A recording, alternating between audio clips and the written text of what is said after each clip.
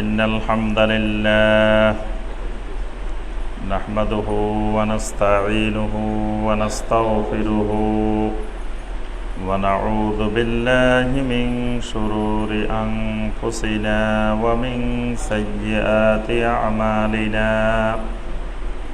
من يهده الله فلا مضل له ومن يضلل فلا هادي له وأشهد أن لا إله إلا الله وحده لا شريك له وأشهد أن محمدًا عبده ورسوله يا أيها الذين آمنوا اتقوا الله حق تقاته ولا تموتن إلا وأنتم مسلمون يا أيها الناس اتقوا ربكم الذي خلقكم من نفس واحدة وخلق منها زوجها وبث منهما رجالا كثيرا ونساء واتقوا الله الذي تساءلون به والأرحام إن الله كان عليكم رقيبا يا أيها الذين آمنوا اتقوا الله وقولوا قولا سديدا يصلح لكم أعمالكم ويغفر لكم ذنوبكم ومن يطع الله ورسوله فقد فاز فوزا عظيما أما بعد فإن خير الحديث كتاب الله وخير الهدي هدي محمد صلى الله عليه وسلم وشر الأمور محدثاتها وكل محدثة بدعة وكل بدعة ضلالة وكل ضلالة في النار اللهم صل على محمد وعلى آل محمد كما صليت على إبراهيم وعلى آل إبراهيم إنك حميد مجيد اللهم بارك على محمد وعلى آل محمد كما باركت على إبراهيم وعلى آل إبراهيم إنك حميد مجيد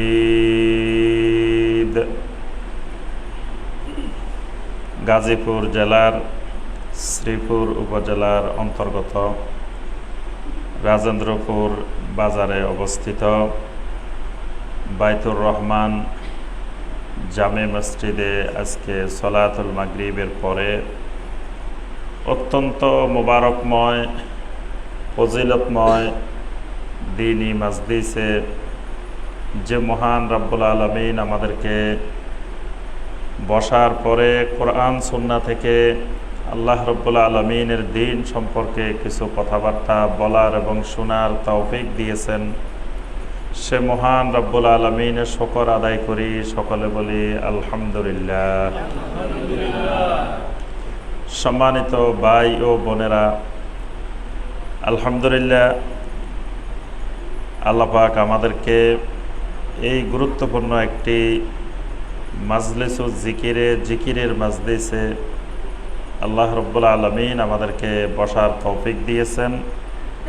যেই মাজলিসুল জিকিরে আমরা কোরআন এবং সুন্নাহ থেকে একটি গুরুত্বপূর্ণ বিষয়ের উপরে সংক্ষেপে আলোচনা করার চেষ্টা করব ইনশাআল্লাহ।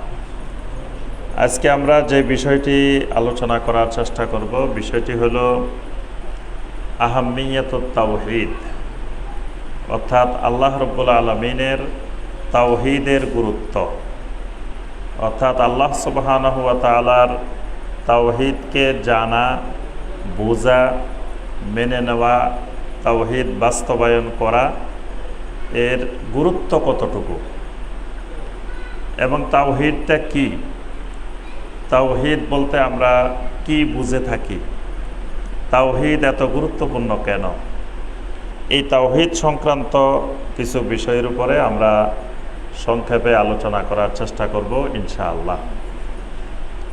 এখনও আমরা অনেক ভাই বোন আল্লাহ রাব্বুল আলামিনের তাওহীদ সম্পর্কে বুঝি না, তাওহীদ সম্পর্কে জানি না। এবং আমাদের এই সমাজে, আমাদের এই অঞ্চলে মুসলিমদের সবচাইতে বড় সমস্যা সেটি হলো আল্লাহ রাব্বুল আলামিনের তাওহীদ না জানা, তাওহীদ না বোঝা, তাওহীদের চর্চা না করা, তাওহীদের আলোচনা না করা। তাওহীদের আলোচনা আমাদের সমাজে খুব কমই হয়ে থাকে। তাওহীদের উপরে তেমন একটা আলোচনা মসজিদের খুতবায়, ওয়াজ মাহফিলে বা বিভিন্ন আলোচনায় আমরা তেমন একটা শুনতে পাই না, খুব কম আলোচনা হয়। অথচ সবচেয়ে বেশি আলোচনা করার বিষয় হলো আল্লাহ রাব্বুল আলামিনের তাওহীদ সম্পর্কে।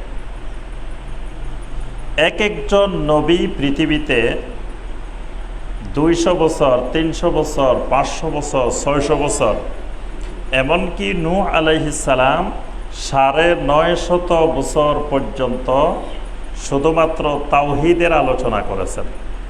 দুনিয়ার মানুষকে শুধু তাওহীদ বুঝিয়েছেন, তাওহীদের দাওয়াত দিয়েছেন। তাহলে 950 বছর পর্যন্ত আমরা কয় বছর তাওহীদের দাওয়াত দিছি, তাওহীদ বুঝছি, তাওহীদ আমরা আলোচনা করি? 20 বছর, 30 বছর, 50 বছরও না।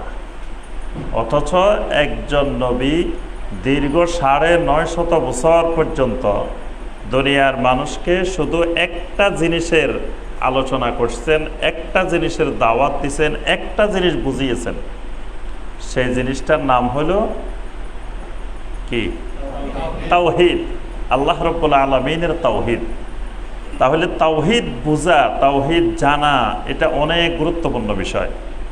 এবং সকল এলেমের আগে, সব কিছুর আগে 1 নম্বর জ্ঞান, প্রথম যে জ্ঞানটি অর্জন করতে হবে সেটি হলো আল্লাহ রাব্বুল আলামিনের তাওহীদ সম্পর্কে। আমরা তাওহীদের গুরুত্বর উপরে আলোচনা করলে আরও স্পষ্ট হবে যে তাওহীদ কেন জানা এত গুরুত্বপূর্ণ। প্রথমে আমরা আসি, তাওহীদ কাকে বলে, তাওহীদটা কি, তাওহীদটা বোঝার চেষ্টা করি আমরা। তাওহীদটা আকীদার বিষয়, মৌলিক বিষয়, বিশ্বাসের বিষয়। এজন্য তাওহীদের আলোচনা এটা মনোযোগ সহকারে বোঝার বিষয়। এটা সুবহানাল্লাহ, আলহামদুলিল্লাহ, আল্লাহু আকবার বলার বা গল্পগুজব বলার এ বিষয় না। এটা তাওহীদের আলোচনাটা খুবই সূক্ষ্ম বিষয় এবং এই আলোচনাগুলো এলমি আলোচনা এবং এগুলো সূক্ষ্মভাবে বুঝতে হয়। তো বোঝাটা একটু কঠিন, কিন্তু আমরা চেষ্টা করব আজকে আমাদের এই দ্বীনি ক্লাসে, দ্বীনি হালাকায় তাওহীদটাকে সহজভাবে বোঝার জন্য।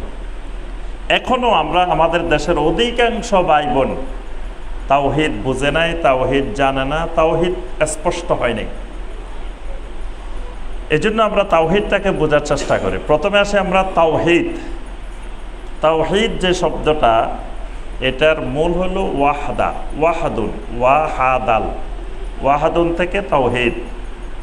ওয়াহাদুন মানে একক, অর্থাৎ কোনো একটি বিষয়কে, কোনো একটি বস্তুকে, কোনো একটি জিনিসকে অন্যান্য সকল জিনিস থেকে আলাদা করে একক হিসাবে প্রতিষ্ঠিত করাকে আরবি ভাষায় বলা হয় তাওহীদ।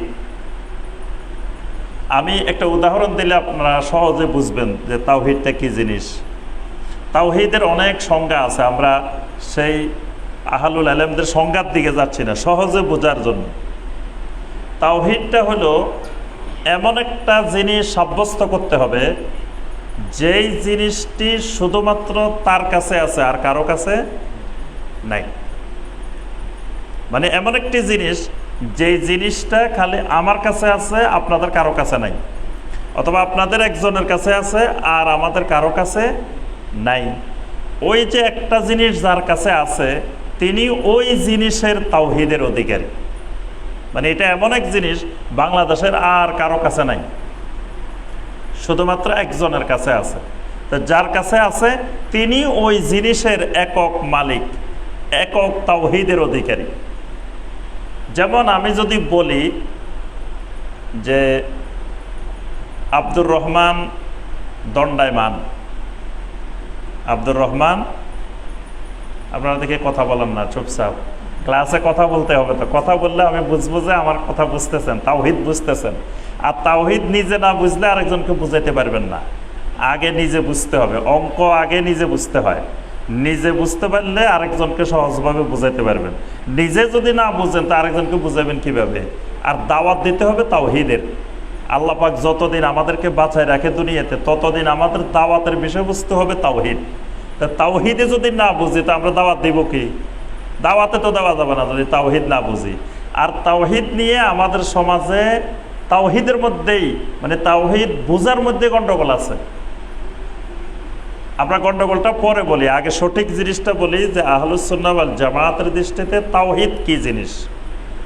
আমি বলছি যে আব্দুর রহমান দণ্ডায়মান, এটা তো বুঝছেন।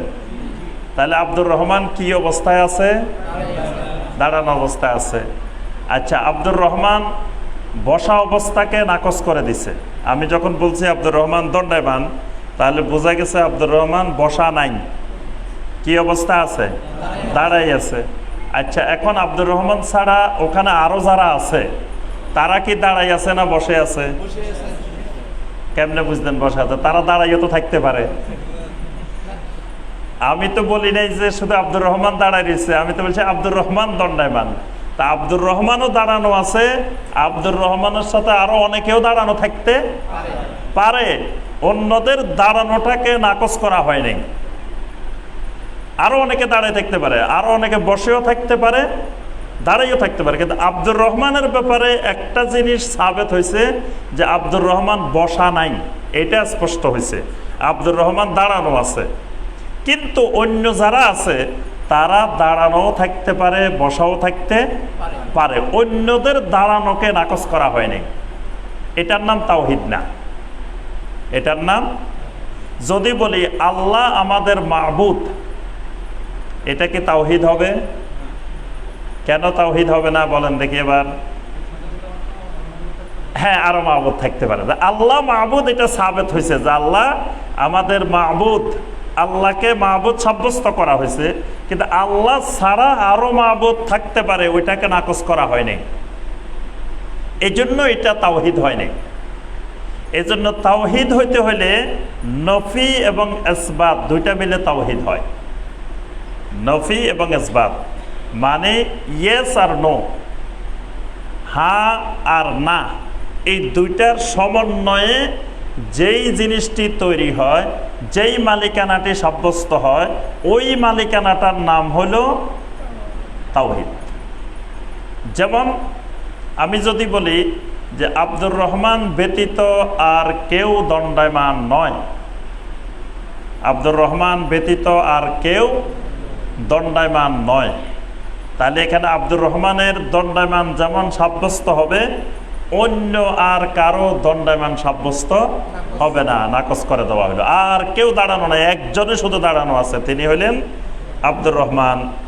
এজন্য না এবং হ্যাঁ, ইয়েস আর নো, ইসবাত আর নফি, এই দুইটার সমন্বয় না হইলে আল্লাহ রাব্বুল আলামিনের তাওহীদ হয় না। এই জন্য তাওহীদের কালেমা, তাওহীদের বাক্য যেটা, সেটা কি? তাওহীদের বাক্যটা কি? লা ইলাহা ইল্লাল্লাহ। লা ইলাহা এটা হলো নফি, এটা হলো না বোধক। ইল্লাল্লাহ এটা হলো ইসবাত, এটা হলো হা বাচক। এই দুইটা যখন একত্রিত হবে তখন হবে তাওহীদ। দুইটাকে আলাদা করলে তাওহীদ হয় না। এজন্য তাওহীদবাদী মুমিন কখনো দুইটাকে আলাদা করতে পারে না। তাওহীদবাদী মুমিন লা ইলাহার জিকিরও করে না, ইল্লাল্লাহর জিকিরও করে না। তাওহীদবাদী মুমিন জিকির করবে কিভাবে?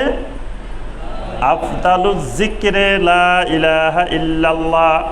আল্লাহ রাসূল সাল্লাল্লাহু আলাইহি ওয়াসাল্লাম বলেন, দুনিয়ার জমিনে আল্লাহর যত জিকির আছে তোর মধ্যে সবচাইতে উত্তম জিকির, আফদাল জিকির হলো লা ইলাহা ইল্লাল্লাহ।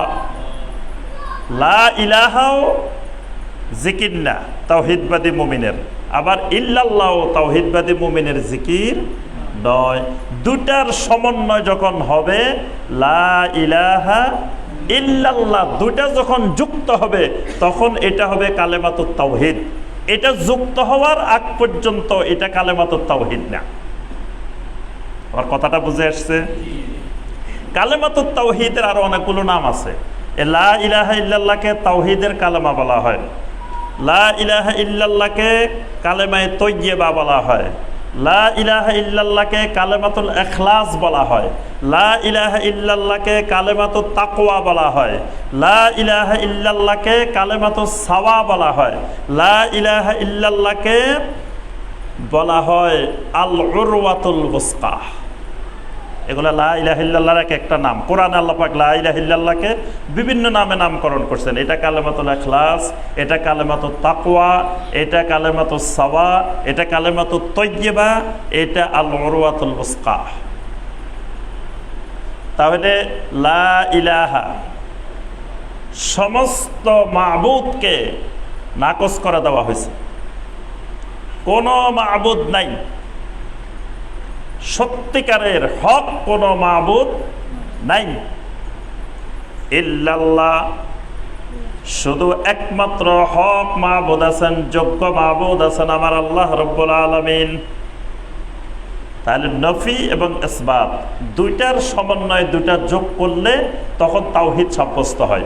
যখন বলা হবে লা ইলাহা ইল্লাল্লাহ, তখন আল্লাহ ছাড়া যত বাতিল মাবুদ আছে সব মাবুদ নাকচ হয়ে যাবে। একমাত্র আল্লাহ রাব্বুল আলামিনকে মাবুদ সাব্যস্ত করা হবে। এরকম নফি ইসবাত না এবং হা যোগ না হইলে এককত্ব তাওহীদ সাব্যস্ত করা যায় না। আচ্ছা, এবার আসেন লা ইলাহা ইল্লাল্লাহর অর্থ কি? লা ইলাহা ইল্লাল্লাহর অর্থ বলেন তো দেখি। আল্লাহ ছাড়া কোনো মাবুদ নাই, এটা সঠিকভাবে হয় নাই। এটা দ্বারা তাওহীদ প্রতিষ্ঠিত হয় নাই। হ্যাঁ, লা ইলাহা ইল্লাল্লাহর অর্থ হলো লা মা'বুদা বিহাক্কিন ইল্লাল্লাহ। আল্লাহ ছাড়া হক কোনো মাবুদ নাই, সত্যিকারের কোনো মাবুদ নাই। যদি আমি বলি আল্লাহ ছাড়া কোনো মাবুদ নাই, এই বাক্যটা, কথাটা সম্পূর্ণ হয় নাই। কারণ আল্লাহ ছাড়া অসংখ্য হাজার হাজার মাবুদ জমিনে আছে, আছে না? মাবুদ কাকে বলা হয়? যার ইবাদত করা হয় তাকে বলা হয় মাবুদ। তাহলে দুনিয়ার মানুষ কবরের ইবাদত করে, অসংখ্য মানুষ, লক্ষ লক্ষ মানুষ পাবেন যারা কবর কেন্দ্রিক ইবাদত করে। কবর কেন্দ্রিক ইবাদত কিভাবে করে? কবরে গিয়ে সেজদা করে। সেজদা একটা আল্লাহর ইবাদত। তাহলে আল্লাহ ছাড়া কাউকে সেজদা করা যায় না। যখন আপনি আল্লাহ ছাড়া কাউকে সেজদা করলেন, এই যাকে সেজদাটা করলেন তিনি আপনার মাবুদ। তাহলে যদি বাংলাদেশে বা এই ভারত উপমহাদেশে যদি 1 লক্ষ কবর কেন্দ্রিক ইবাদত হয়, তাহলে 1 লক্ষ মাবুদ তো কবরেই আছে। কি বলেন? আপনি বলতেছেন আল্লাহ ছাড়া কোনো মাবুদ নাই, তা আপনার আমার চোখের সামনেই তো মাবুদ। কবরের জন্য মান্নত করা হয়, গরু, ছাগল, মুরগি, খাসি, টাকা মান্নত করা হয়। মান্নত একটা গুরুত্বপূর্ণ ইবাদত। যার জন্য মান্নত করা হয় তিনি মাবুদ, তিনি আমার মাবুদ। তাহলে কবরের জন্য যখন মান্নত করব তখন কবর আমার একটা মাবুদ। তাহলে এইভাবে যদি হিসাব করি আপনার অসংখ্য মানুষ পাবেন যারা গাছের ইবাদত করে, তুলসী গাছের ইবাদত করে, এরকম মানুষ কোটি কোটি আছে, আছে না? তাহলে তুলসী গাছও একটা মাবুদ। গরুর ইবাদত করে এরকম মানুষ আছে কিনা? গাভীর ইবাদত করে, গরুর ইবাদত করে। তাহলে গরু, গাভী এগুলো এক একটা মাবুদ। তারপরে দেখা যায় অনেকে চাঁদের ইবাদত করে, অনেকে সূর্যের ইবাদত করে, অনেকে আগুনের ইবাদত করে। তাহলে কত জিনিসের ইবাদত করা হয়। যত জিনিসের ইবাদত করা হয় এগুলা সব এক একটা মাবুদ। তাহলে আমি যদি বলি আল্লাহ ছাড়া কোনো মাবুদ নাই, কথাটা সম্পূর্ণ হয় না, অসম্পূর্ণ রয়ে গেছে। আল্লাহ ছাড়া মাবুদ আছে, তবে যেগুলো আছে এগুলা সব বাতিল মাবুদ। এগুলা সব বাতিল মাবুদ, এগুলা অযোগ্য মাবুদ, এগুলা সব নকল মাবুদ। এগুলা মাবুদ হওয়ার যোগ্য না, এগুলাকে জোর করে মানুষ মাবুদ বানাইছে। এগুলো একটাও মাবুদ হওয়ার যোগ্য না, কিন্তু দুনিয়ার মানুষ তাদেরকে জোর করে মাবুদ বানাইছে। এই জন্য আল্লাহ সুবহানাহু ওয়া তাআলা কোরআনে শত শত আয়াত নাজিল করছেন, শুধু এদের মাবুদ হওয়ার যোগ্যতা নাই, এদের মাবুদ হওয়ার বাতিলতা, অসারতা প্রমাণ করার জন্য আল্লাহ পাক কোরআনে কারিমে শত শত আয়াত নাজিল করছেন। আল্লাহ পাক মানুষের কাছে প্রশ্ন করছেন যে আমি তোমার সৃষ্টিকারী নাকি তারা তোমাকে সৃষ্টি করছে? এটা প্রশ্ন করছেন আল্লাহ পাক কোরআনে কারিমে। জুবাইর ইবনে মুতাইম রাদিয়াল্লাহু তাআলা আনহু বলেন, একদিন আমি তখন ইসলাম গ্রহণ করি নাই, রাস্তা দিয়ে হেঁটে যাচ্ছিলাম, আল্লাহ রসুল সাল্লাল্লাহু আলাইহি ওয়াসাল্লাম মাগরিবের সলাতে সূরা আত-তুর তেলাওয়াত করতেছিলেন। ওই সূরা আত-তুরের মধ্যে আল্লাহ রসুল সাল্লাল্লাহু আলাইহি ওয়াসাল্লামের তেলাওয়াত আমি বাইরে দাঁড়িয়ে দাঁড়িয়ে শুনতেছিলাম। যখন এই আয়াতের কাছে আসছে যে আম খুলিকু মিন গায়রি শাইইন আম হুমুল খালিকুন, যে তাদেরকে কে সৃষ্টি করেছে, তারা কি অন্য জিনিস থেকে সৃষ্টি হয়েছে নাকি আমি তাদেরকে সৃষ্টি করেছি? এই প্রশ্নটা, এই আয়াতটা যখন আমি শুনতে পেলাম, কাদা কালবি আন ইয়াতিরা, তখন আমার অন্তরটা ছিঁড়ে মনে হচ্ছে উড়ে চলে যাবে। এবং এই আয়াতটা শুনে আমাকে ইসলাম গ্রহণের প্রতি এত আকৃষ্ট করছে, আমি আর বিলম্ব করি না, আমি ইসলাম গ্রহণ করে ফেলছি। সুবহানাল্লাহ। তাহলে আল্লাহ পাক বাতিল মাবুদের, অযোগ্য মাবুদের অসারতা প্রমাণ করার জন্য কোরআনে অসংখ্য আয়াত, শত শত আয়াত নাজিল করছেন। আল্লাহ পাক বলছেন মা লাহুম মিন কিতমির, এদের তো একটা খেজুরের দানার মালিকানা তো নাই। খেজুর আর দানার মাঝখানে যে একটা পাতলা আবরণ থাকে, পাতলা একটা সাদা আবরণ থাকে, এই আবরণটা বানানোর ক্ষমতাও এদের নাই। আল্লাহ বলছে এরা তোমাদের মাবুদ হয় কেমনে? আপনার কিছুদিন আগে পত্রিকায় দেখলাম যে ইন্ডিয়াতে যে বিভিন্ন জায়গায় যে তাদের যে মাবুদেরা আছে, মাবুদেরা গরমে কষ্ট পাইতেছে। মাবুদেরা কি গরমে কষ্ট পাচ্ছে, সেখানে এসি দেওয়া হচ্ছে, ফ্যান দেওয়া হচ্ছে, গরমে কষ্ট পাচ্ছে। অর্থাৎ তারা নিজেরা নিজেকে রক্ষা করতে পারে না, জনগণ লক্ষ লক্ষ কোটি কোটি মানুষ তাদেরকে ইবাদত করতেছে। আল্লাহ পাক এদের মাবুদ হওয়ার অসারতা প্রমাণ করার জন্য শত শত আয়াত কোরআনে কারিমে আল্লাহ পাক নাযিল করেছেন। এবং বারবার আল্লাহ পাক প্রশ্ন করেছেন যে এরা কি তোমাদের মালিক হতে পারে, এরা কি তোমাদের রিজিক দাতা হতে পারে, এরা কি তোমাদের খালেক হতে পারে, এরা কি তোমাদের পরিচালনাকারী হতে পারে? অর্থাৎ এরা বাতিল মাবুদ। এই জন্য আল্লাহ পাক কোরআনে কারিমে বলছেন যালিকা বিআন্নাল্লাহা হুয়াল হক, তিনি হলেন ওই আল্লাহ যিনি হক মাবুদ, সত্যিকারের মাবুদ। ওয়া আন্নামা ইয়াদউনা মিন দুনিহি ওয়া হুয়াল বাতিল, আল্লাহ ছাড়া যাদেরকে ডাকা হয় তারা হলো সব বাতিল মাবুদ। আল্লাহ ছাড়া যাদেরকে মানুষ ডাকে, ইবাদত করে, আল্লাহ বলতেছেন এগুলো সব বাতিল মাবুদ। হক মাবুদ, সত্যিকারের মাবুদ হলেন একমাত্র আল্লাহ রাব্বুল আলামিন। এটাই হলো কালেমার মাধ্যমে সাব্যস্ত করা হয়েছে তাওহীদ, লা ইলাহা ইল্লাল্লাহ। এজন্য আগে লা ইলাহা ইল্লাল্লাহর অর্থ শিখবেন। তাওহীদ যেই কালেমা দিয়ে বুঝবো সেই কালেমার অর্থই শিখি নেই। এবং কাউকে কাউকে কালেমার অর্থ জিজ্ঞেস করবেন, ভাই কালেমার অর্থ বলেন তো, বলবে যে লা ইলাহা ইল্লাল্লাহ। কিছুর থেকে কিছু হয় না, যা হয় সব আল্লাহর থেকে হয়। এই কালেমার অর্থ, এই আকীদা জাবরিয়াতের আকীদা। জাবরিয়া সম্প্রদায় বিভ্রান্ত হয়ে গেছে এই আকীদা পোষণ করার কারণে। জাবরিয়া সম্প্রদায়ের মত হলো যে আল্লাহ কিছুই হস্তক্ষেপ করেন না, এই বান্দা কিছুই করার ক্ষমতা নাই, যা করে আল্লাহ করে। বান্দা যা করে সব আল্লাহ করে। বান্দা নামাজ পড়ে না, কেন পড়ে না? এটা কি বান্দার দোষ না আল্লাহর দোষ? আপনারা দেখে কোনো কথা বলেন নাকি? আমার কথা বুঝতেছেন? একজন নামাজ পড়ে না 5 ওয়াক্ত, তো এই যে নামাজটা পড়ে না, এটা কার দোষ? জাবরিয়াদের মত হলো এটা বান্দার কোনো দোষ নাই, এটা আল্লাহ তাকে পড়াইতেছে না। এই জন্য আমাদের দেশের মুসলিম ভাইদেরকে যদি বলেন, ভাই নামাজ পড়েন না কেন, আসেন নামাজ পড়েন, ইনশাআল্লাহ পড়বো। মানে ইনশাআল্লাহ পড়বো মানে আল্লাহ চাইলে পড়বো। এখন আল্লাহ চাইতেছে না, বর্তমানে যে উনি পড়তেছে না, আল্লাহ এখন চাইতেছে না যে উনি নামাজ পড়ুন। যখন আল্লাহ চাইবেন তখন তিনি নামাজ পড়বেন। জাবরিয়া আকীদা তার ভিতরে ঢুকে গেছে যে আল্লাহ সব করে, বান্দা কিছু করে না। তো বান্দার যদি কোনো এখতিয়ার না থাকে, বান্দার যদি কিছু করার সক্ষমতা না থাকে, তো বান্দার শাস্তি হবে কেন? আবার কাদরিয়া সম্প্রদায় বিভ্রান্ত হয়ে গেছে যে যা কিছু করা হয় সব বান্দাই করে, আল্লাহ কোনো হস্তক্ষেপ করে না। কাদরিয়া সম্প্রদায়ের আকীদা হলো যে সব বান্দা করে, বান্দার এখতিয়ার, বান্দার ক্ষমতা সম্পূর্ণ, আল্লাহর কোনো এখানে হস্তক্ষেপ নাই। আহলুস সুন্নাহ ওয়াল জামাতের আকীদা হলো দুইয়ের মাঝামাঝি, যে আল্লাহ রাব্বুল আলামিনেরও অবশ্যই ক্ষমতা সবকিছু আছে এবং বান্দারও কাজ করার এখতিয়ার সক্ষমতা আছে। বান্দা ইচ্ছা করে, বান্দা কাজ করে, কিন্তু আল্লাহর ইচ্ছা ছাড়া বান্দার কাজটা সম্পন্ন করতে পারে না। এই জন্য আল্লাহ পাক কোরআনে কারিমে বলছেন, ওয়ামা তাশাউনা ইল্লা আইয়াশা আল্লাহু রাব্বুল আলামিন। তোমরা যত ইচ্ছা করো না কেন, তোমাদের ইচ্ছা কার্যকর হবে না। যেটা আল্লাহ রাব্বুল আলামিন ইচ্ছা করবেন সেটাই কার্যকর হবে।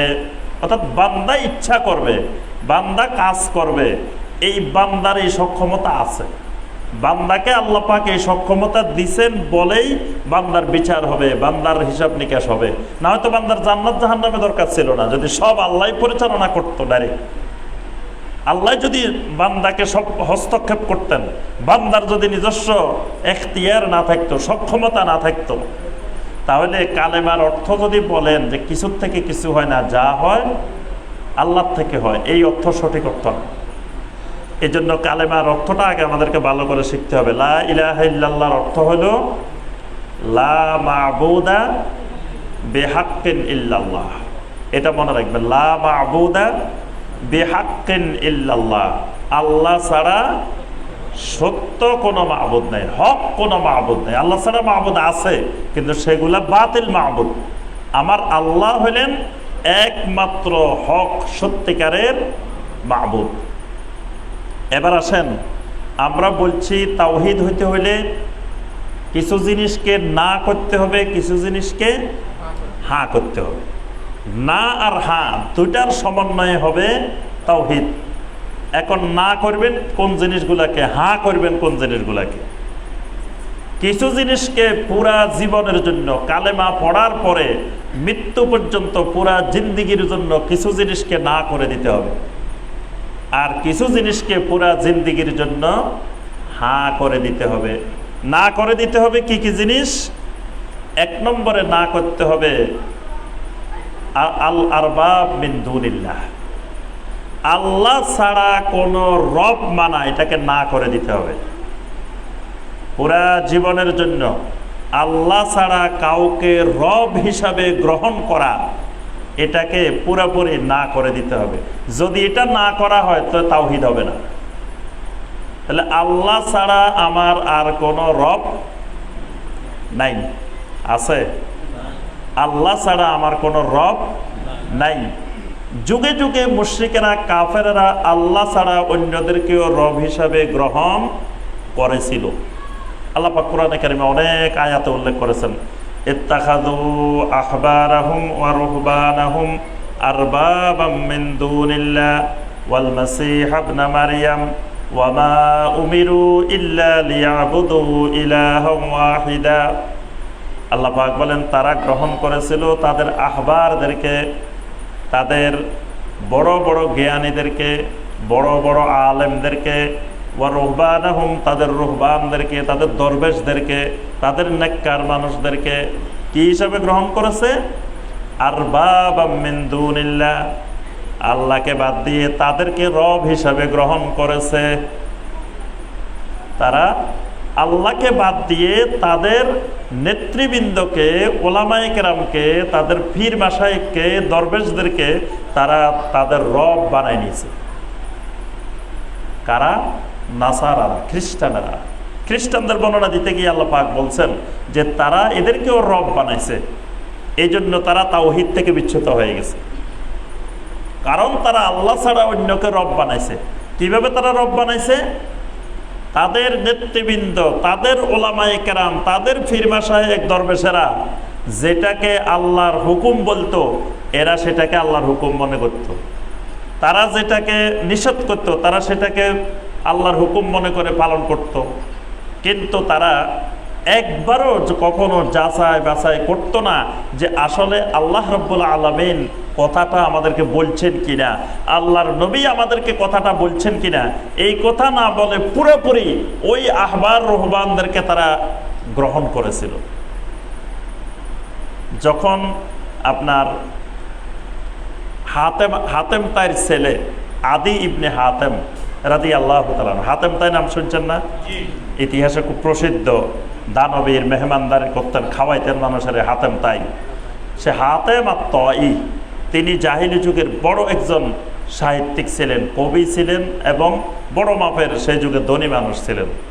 তার ছেলে হলো আদি ইবনে হাতেম। তিনি খ্রিস্টান ছিলেন এবং খ্রিস্টানদের অনেক বড় আলেম ছিলেন। একদিন তিনি দলবল নিয়ে আল্লাহ রাসূল সাল্লাল্লাহু আলাইহি ওয়াসাল্লামের কাছে আসলেন। এসে এই আদি ইবনে হাতেম রাদিয়াল্লাহু তাআলা তিনি ইসলাম গ্রহণ করছেন। নবী সাল্লাল্লাহু আলাইহি ওয়াসাল্লামকে একটা প্রশ্ন করেছেন এই আয়াত নিয়ে। বলছেন যে আল্লাহ পাক এই কোরআনে কারীমের মধ্যে বলছেন, ইত্তাখাযু আহবারাহুম ওয়া রুহবানাহুম আরবাবাম মিন দুনিল্লাহ। খ্রিস্টানেরা আল্লাহকে বাদ দিয়ে তারা তাদের আহবারদেরকে, রুহবানদেরকে রব বানাইছে। বললেন যে আমরা তো তাদেরকে রব বলি নাই, আমরা তো কোনোদিন তাদেরকে রব বলে ডাকি নাই যে আপনি আমাদের রব, এরকম কথা তো আমরা বলি নাই। তা আল্লাহ কিভাবে বললেন যে আমরা তাদেরকে রব বানাইছি? আমরা আমাদের ওলামা মাশায়েখদেরকে রব বানাইছি, আমরা আমাদের নেতাদেরকে রব বানাইছি। আল্লাহ বলতেছেন কোরআনে, আমরা তো এরকম তাদেরকে রব বলি নাই কখনো, রব তো আমরা আল্লাহকেই মানছি। তখন আল্লাহ রাসূল সাল্লাল্লাহু আলাইহি ওয়াসাল্লাম বললেন, তোমাদের ওই পীর মাশায়েখরা, তোমাদের ওলামায়ে কেরামরা, তোমাদের ওই নেতৃবৃন্দরা যা তোমাদেরকে হালাল বলতো তাকে তোমরা বিনা বিচারে হালাল মনে করতে না? বললো হ্যাঁ। যাকে তারা হারাম মনে করতো বলতো, তোমরা সেটাকে হারাম মনে করতে না? বললেন হ্যাঁ।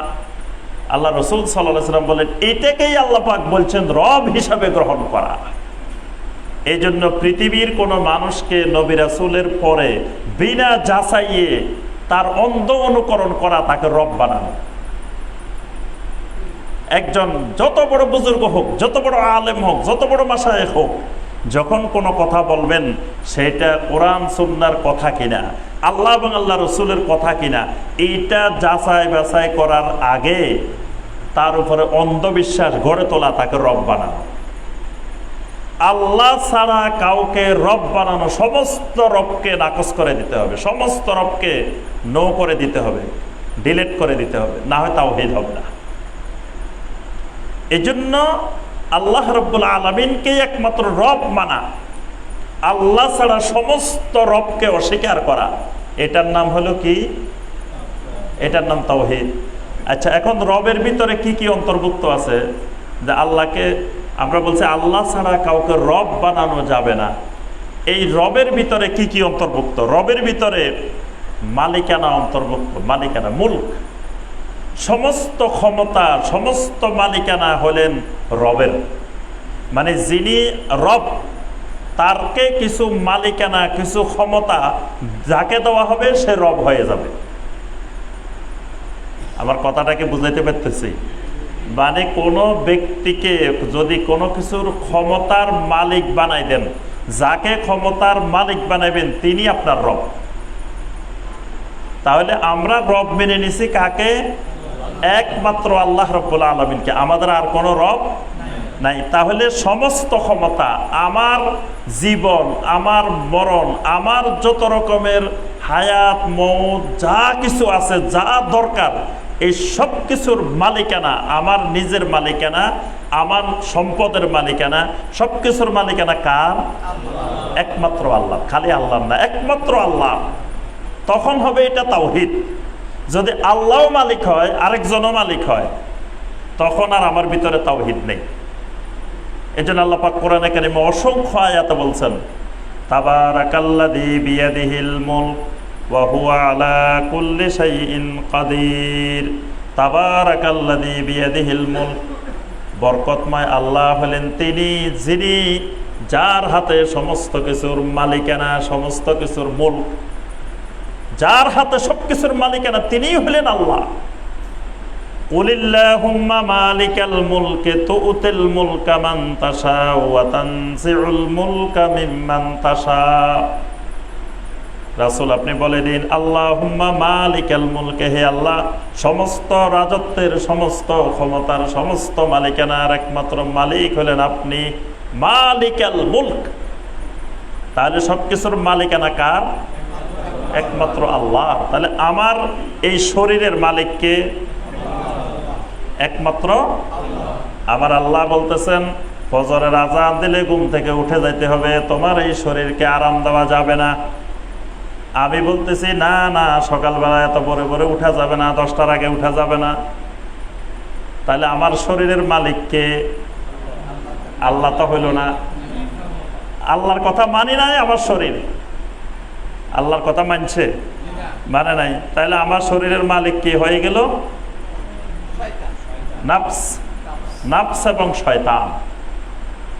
নাফস এবং শয়তানকে আমার শরীরের মালিক বানাই নিলাম, রব বানাই নিলাম। তখন নফস হয়ে গেল আমার রব, শয়তান হয়ে গেছে আমার রব।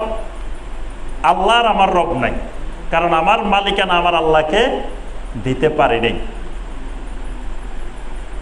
আমার আল্লাহ রসুল সাল্লাল্লাহু আলাইহি ওয়াসাল্লাম বলতেছেন তোমার মুখে দাড়ি থাকতে হবে।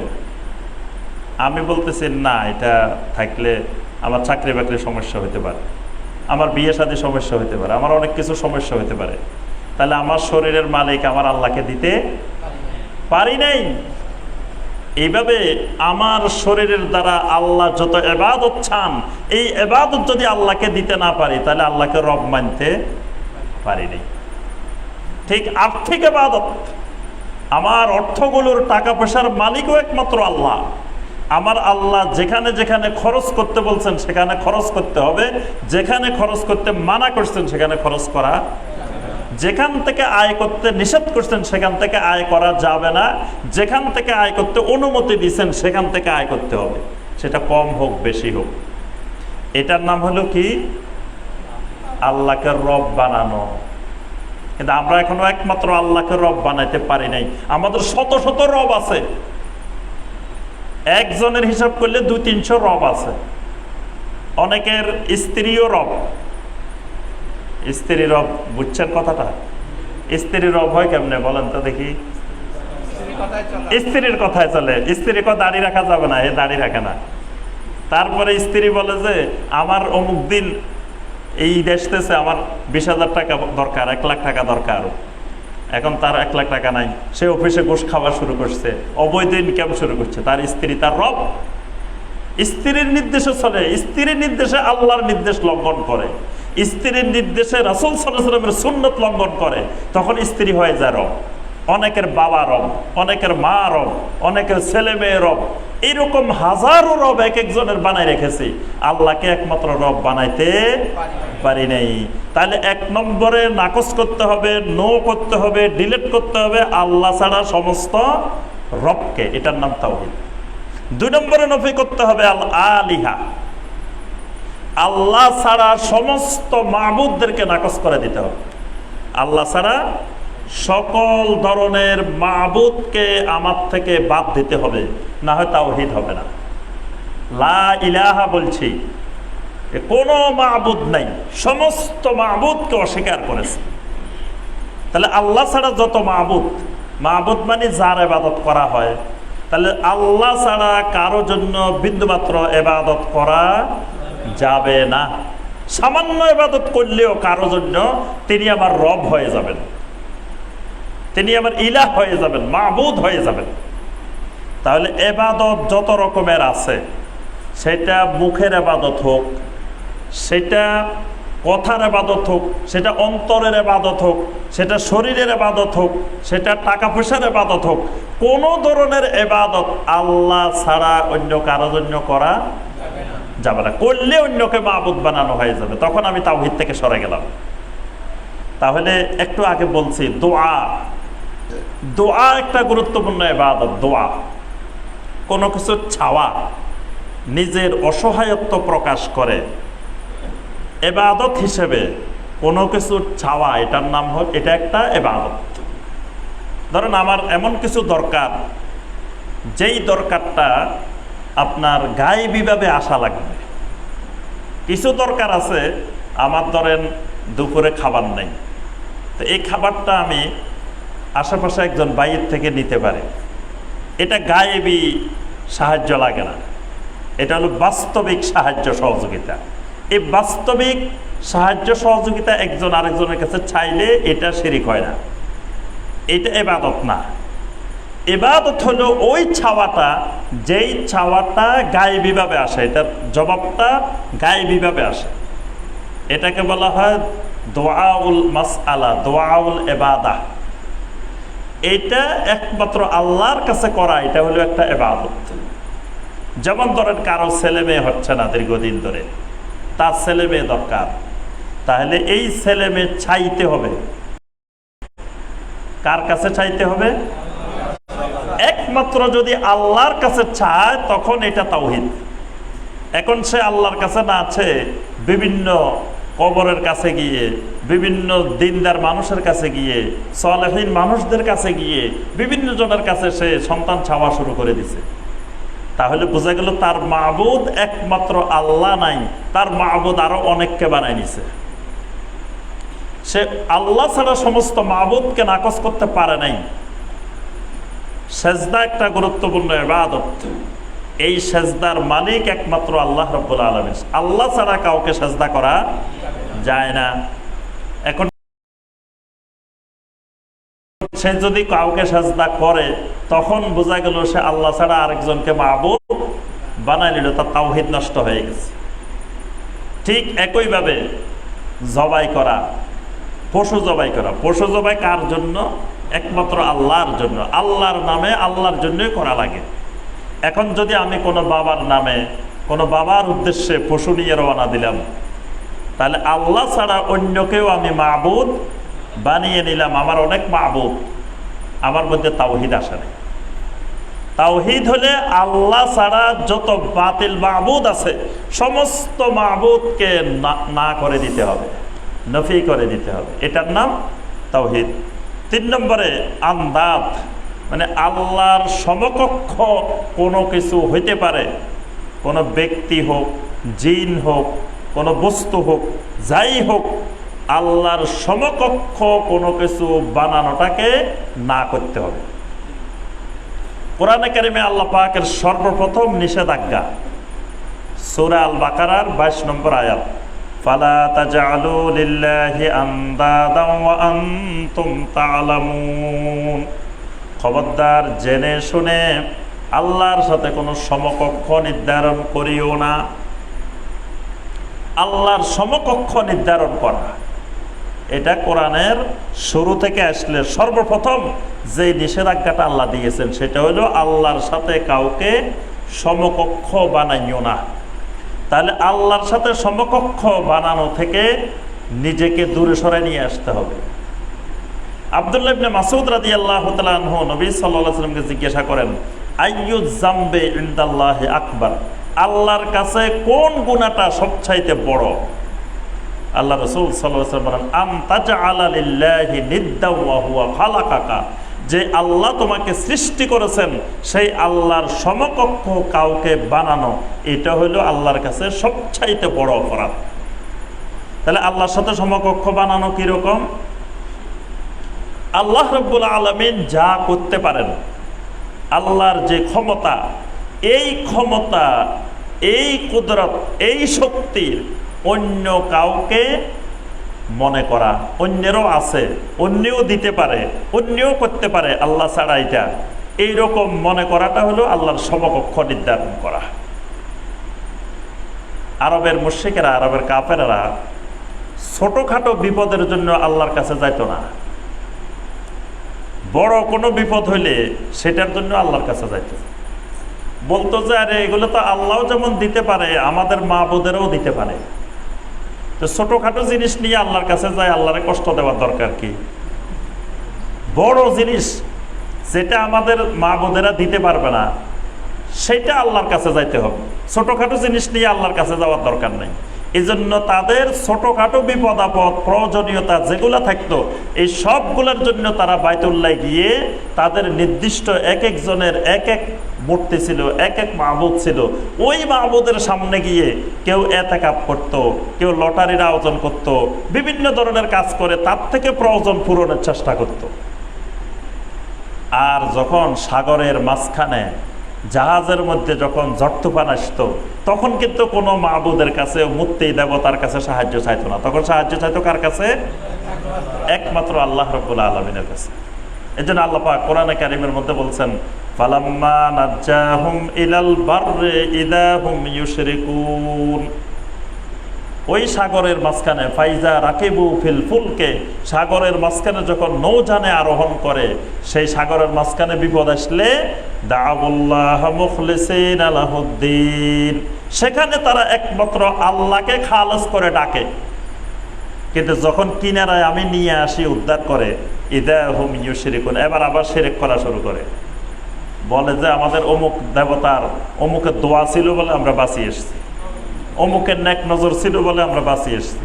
এবার বিভিন্ন ধরনের শিরিক, সুন্দরবন ছিল বলে আমরা বাঁচে গেছি, এটা ছিল এই কারণে আমরা বেঁচে গেছি, মানে বিভিন্ন ধরনের শিরক জড়িত হইতে থাকে। কিন্তু মাঝখানে কিন্তু যেখানে বিপদে পড়ছে সেখানে শিরিক করে নাই, সেখানে পুরো তাওহীদবাদী হয়ে গেছে।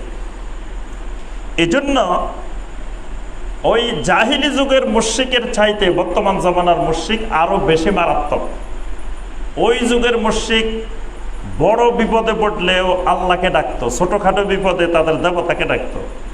আর আজকের জামানার যারা শিরিক করে তারা বড় বিপদে পড়লেও আল্লাহর কাছে যায় না, বড় বিপদে পড়লেও ইয়া গাউসুল আজম আব্দুল কাদের জিলানী রহমতুল্লাহ আলাইহিকে ডাকে, বড় বিপদে পড়লেও আলীকে ডাকে, ইয়া আলী বলে ডাক মারে, বড় বিপদে পড়লেও আপনার ইয়া খাজা, ইয়া অমুক, এদেরকে ডাকে। মানে ওই যুগের মুশরিকের চাইতে বর্তমান জামানার মুশরিক আরো নিকৃষ্ট। জাহিলি যুগের মুশরিক এই যুগের মুশরিকের চেয়ে আরো কিছু গুণগত দিক থেকে উন্নত ছিল, যে কিছু কিছু ক্ষেত্রে তারা আল্লাহর কাছে যাইতো, কিছু কিছু ক্ষেত্রে তাদের ওই মাবুদের কাছে যাইতো। কিন্তু বর্তমান জামানার মুশরিক বড় বিপদে পড়লে মৃত্যুর মুহূর্তেও তারা তাদের বাবার কাছে যায়। এই জন্যই তারা মানুষের কাছে প্রচার করে বেড়ায় যে কবরের মধ্যে মুনকার নকির আসার আগে বাবা এসে হাজির হয়ে যাবে। নাউযুবিল্লাহ। ধর্মের ব্যবসা কি সুন্দর করে মানুষের মধ্যে ফাঁদ পেতে রাখছে, যে কবরে মুনকার নকির হাজির হওয়ার আগে আপনার খাজা বাবা হাজির হয়ে যাবে। নাউযুবিল্লাহ। কত বড়! আরবের জাহিলি যুগের মুশরিকের চাইতে বড় মুশরিক। আরবের মুশরিকও এই বিশ্বাস করতো না, কিন্তু বর্তমান জামানার মুসলিম নামদারি মুশরিক এই বিশ্বাস পোষণ করে। তাহলে 3 নম্বর আমরা বললাম যে না করতে হবে কি? আন্দাদান, মানে আল্লাহর সমকক্ষ হতে পারে এরকম কোনো কিছু, এগুলো নাকচ করে দিতে হবে। 4 নম্বর আত-তাওয়াগীত, তাগুতকে না করে দিতে হবে, তাগুতকে পুরোপুরি ডিলিট করতে হবে। তাগুত কারা? তাগুত হলো মা ইউবাদু মিন দুনিল্লাহ, আল্লাহ ছাড়া যাদের ইবাদত করা হয় এদেরকে তাগুত বলা হয়। আল্লাহ ছাড়া যাদের ইবাদত করা হয় এবং সেই ইবাদতে তারা সন্তুষ্ট থাকে, এদের নাম তাগুত। মানে আল্লাহ ছাড়া যাদের ইবাদত করা হয় কিন্তু ইবাদতে সেই সন্তুষ্ট, তার নাম তাগুত। কিন্তু আল্লাহ ছাড়া যার ইবাদত করা হয় কিন্তু তিনি ইবাদতে সন্তুষ্ট না, তিনি তাগুত না। কথাটা বুঝাইতে পারছি? মানুষ আল্লাহ ছাড়া যে সকল বাতিল মাবুদের ইবাদত করে, এরকম বাতিল মাবুদ দুই ধরনের আছে। এক ধরনের মাবুদ আছে যার ইবাদত করা হচ্ছে উনি অনেক খুশি, আরেক ধরনের মাবুদ আছে উনি জানেও না তার ইবাদত করা হচ্ছে, তিনি অসন্তুষ্ট কিন্তু মানুষেরা ইবাদত করতেছে। যেমন ঈসা আলাইহিস সালামকে খ্রিস্টানেরা মাবুদ বানায় নিছে, কিন্তু ঈসা আলাইহিস সালাম জানেন না যে তাকে মাবুদ বানায় নিছে। তাহলে ঈসা আলাইহিস সালামের ইবাদত করতেছে খ্রিস্টানেরা, কিন্তু ঈসা আলাইহিস সালাম তাগুত না, কারণ তিনি জানেন না।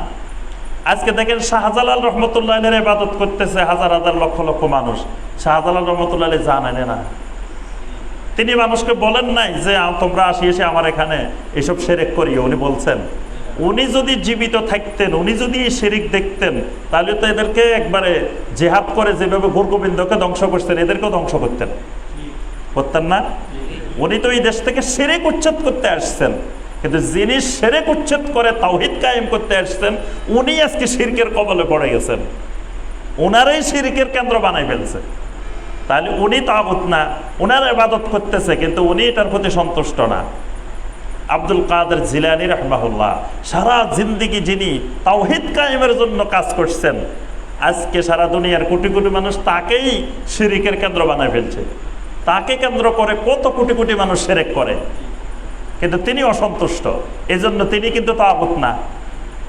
কিন্তু আবার দেখবেন, আমি বাংলাদেশে অনেক জায়গায় ঘুরে ঘুরে দেখছি যে মুরিদেরা এসে তাকে সেজদা করবে, এই জন্য স্টেজ বানায় নিছে বিশাল। এই স্টেজের মধ্যে এইভাবে শুয়ে পা মেলে বসে থাকে, সবাই এসে এসে সেজদা করে, মান্নতের টাকা পয়সা গরু ছাগল দিয়ে যায়, সব দিতেছে, উনি সবার সাথে হাত মিলাইতেছে। অর্থাৎ মানুষ তার ইবাদত করতেছে, তিনি খুশি, তিনি মানুষকে ইবাদতের দিকে আহ্বান করতেছে।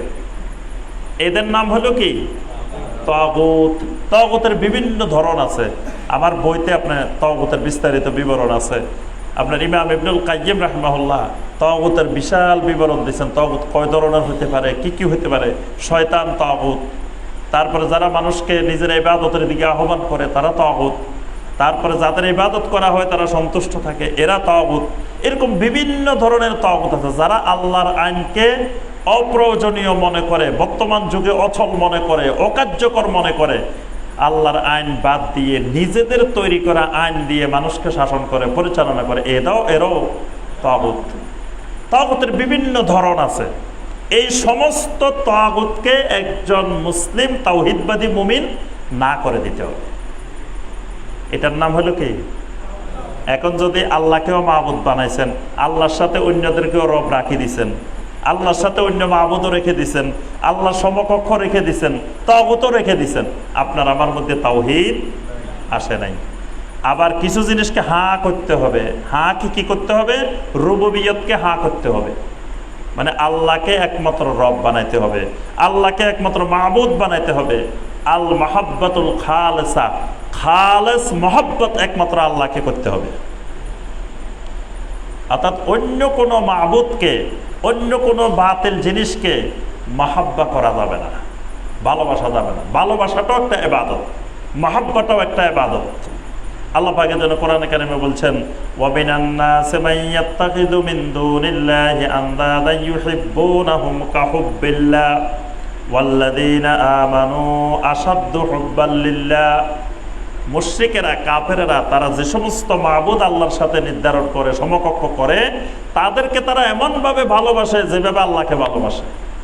অথচ একজন ইমানদার, ওয়াল্লাযীনা আমানু আশাদ্দু হুব্বাল লিল্লাহ, একজন ইমানদার সবচাইতে বেশি ভালোবাসবে আল্লাহ রাব্বুল আলামিন। এই ভালোবাসাটা ঈমান, ভালোবাসাটাও ইবাদত। তাহলে একজন মুমিন যিনি তাওহীদবাদী মুমিন, তিনি খালেসভাবে আল্লাহকে মহব্বত করবে, আল্লাহর মতো অন্য কাউকে মহব্বত করবে না। 4 নম্বর, আত-তাআতুল মুতলাকা, নিঃশর্ত আনুগত্য করতে হবে আল্লাহ। আল্লাহর আনুগত্য হবে নিঃশর্ত, কোনো প্রকারের প্রশ্ন ছাড়াই। আল্লাহ করতে বলছেন করতে হবে, আল্লাহ ছাড়তে বলছেন ছাড়তে হবে। আল্লাহ পাক যেখানে যা করতে বলছেন এইটা করার নাম তাওহীদ। যদি আল্লাহকে মেনে নিছি কিন্তু আল্লাহর হুকুম মানতে ভালো লাগে না, আল্লাহর হুকুম, আল্লাহর বিধিবিধান, আল্লাহর আইন কানুন এগুলো মানতে ভালো লাগে না, তাহলে আমার ভিতরে এখনো তাওহীদ আসে নাই। তাহলে আমরা সংক্ষেপে বুঝলাম, কিছু জিনিসকে না করে দিতে হবে আমাদের জীবন থেকে, বিশ্বাস থেকে, আর কিছু জিনিসকে শতভাগ হাঁ করে দিতে হবে। এই না করার হাঁ করার মাধ্যমে একজন মুমিনের জিন্দেগিতে তাওহীদ কায়েম হবে।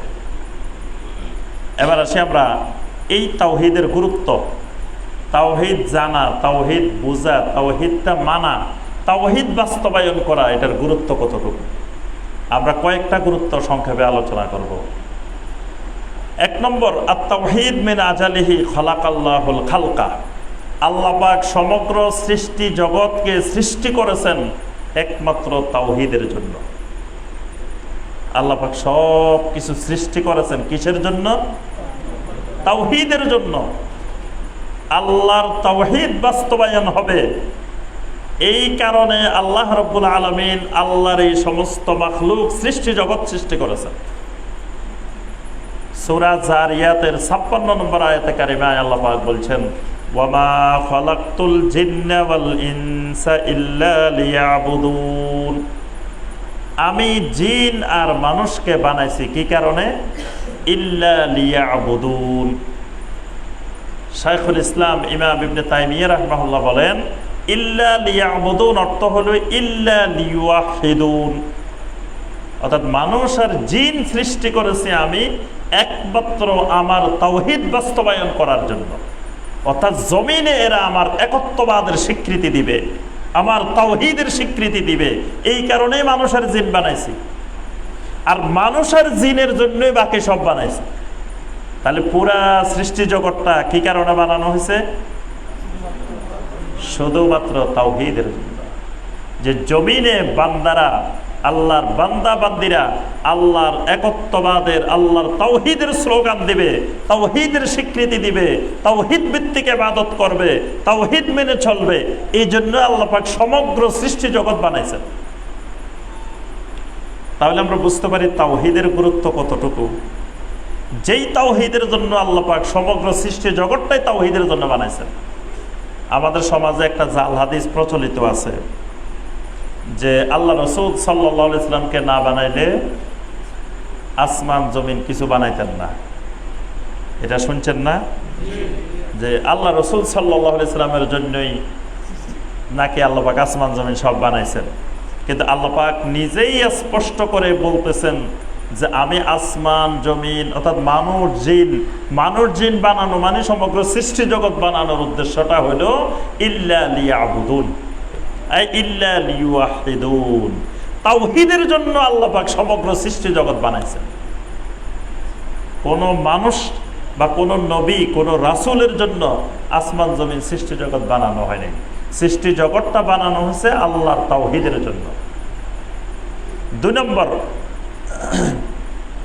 তাওহীদ হলো এমন একটি ফিতরত, যেই ফিতরতটা আল্লাহ রাব্বুল আলামিন প্রত্যেকটা মানুষের ভিতরে আল্লাহ পাক সৃষ্টির সাথে সাথে ঢুকাই দিয়েছেন। এমন কোন মানুষ, এমন কোন জিন পৃথিবীতে আসবে না, আসে নাই, আসবে না, যার ভিতরে আল্লাহ রাব্বুল আলামিন সৃষ্টিগতভাবে তাওহীদ ঢুকাই দেন নাই। এজন্য দুনিয়াতে আসার সময় প্রত্যেকটা শিশু তাওহীদবাদী মুমিন হয়ে জন্মগ্রহণ করে। আল্লাহ পাক কোরআনে কারিমে বলছেন, ফিতরাতাল্লাহিল্লাতী ফাতারান নাস আলাইহা। প্রত্যেকটা মানুষকে আল্লাহ রাব্বুল আলামিন ফিতরাতের উপরে গড়ে তুলেছেন, ফিতরাতের উপরে সৃষ্টি করেছেন। এই ফিতরাতটা হলো তাওহীদ। এইজন্য আল্লাহ রাসূল সাল্লাল্লাহু আলাইহি সাল্লাম বলছেন, কুল্লু মাউলুদিন ইউলাদু আলাল ফিতরা। প্রত্যেক শিশু ফিতরাতের উপরে জন্মগ্রহণ করে। ফাআবাওয়াহু ইউহাব্বিদানিহি ওয়া ইউনাসসিরানিহি ওয়া ইউমাজ্জিসানিহি। এরপরে তার মা বাবা তাকে ইহুদি বানায়, মা বাবা খ্রিস্টান বানায়, মা বাবা অগ্নি পূজারী বানায়। কিন্তু আল্লাহ পাক দুনিয়াতে পাঠানোর সময় প্রত্যেকটি শিশুকে আল্লাহ রাব্বুল আলামিন তাওহীদের ফিতরত ভিতরে দিয়ে দিয়েছেন। এই জন্য একজন মুশরিকের ঘরে একটা ছেলে জন্মগ্রহণ করলে, একটা মেয়ে জন্মগ্রহণ করলে সে মুসলিম, মুশরিকের ঘরে জন্মগ্রহণ করলেও মুসলিম। সে তাওহীদবাদী হয়ে জমিনে আসে। তাওহীদবাদী হয়ে জমিনে আসার বড় একটা লক্ষণ, দুনিয়াতে আল্লাহ পাক যতগুলো শিশুকে পাঠান, যত মানুষ আসে মায়ের পেট থেকে, সেজদারত অবস্থায় জমিনে আসে। এটা কোনোদিন খেয়াল করছেন? প্রত্যেকটা শিশু জমিনে আল্লাহকে সেজদা দিয়ে আসে। শিশু মায়ের পেট থেকে আসার সময় মাথা আগে আসে না পা আগে আসে? মাথা আগে আসে, সেজদারত অবস্থায়। আমরা যেরকম সালাতের মধ্যে আল্লাহকে সেজদা দিই, শিশু দুনিয়াতে আসে সেজদারত অবস্থায়। আল্লাহর জমিনে আল্লাহকে সেজদা না দিয়ে কারো ঢোকার পারমিশন নেই। আল্লাহ পাক এই জমিনে প্রত্যেকটি মানুষকে আল্লাহকে সেজদা দিয়ে তাওহীদের উপরে, ফিতরতের উপরে আল্লাহ পাক দুনিয়াতে পাঠান। অর্থাৎ তাওহীদটা মানুষের ফিতরতের মধ্যে থাকে। এজন্য এই ফিতরতটাকে আবার ময়লা আবর্জনা চাপা দিয়ে ফেলে। মানে এই যেই ফিতরতটা তাওহীদি ফিতরত, এটা হলো নাফসে মুতমাইন্না। কিন্তু এই নাফসে মুতমাইন্নাকে চাপা দিয়ে ফেলে নাফসে আম্মারা। যার নফসে আম্মারা শক্তিশালী হয়ে যায়, তার তাওহীদ বিলুপ্ত হয়ে শিরিক শক্তিশালী হয়ে যায়। আর যার নফসে মুতমাইন্না শক্তিশালী হয়ে যায়, তার তাওহীদ শক্তিশালী হয়ে যায়, তার থেকে শিরিক নির্মূল হয়ে যায়। কারণ একটা পরিষ্কার জিনিস আপনি যদি 1 মাস আর পরিষ্কার না করেন, সাদা জিনিসও ময়লা পড়ে, আবরণ পড়ে, কালো হয়ে যাবে।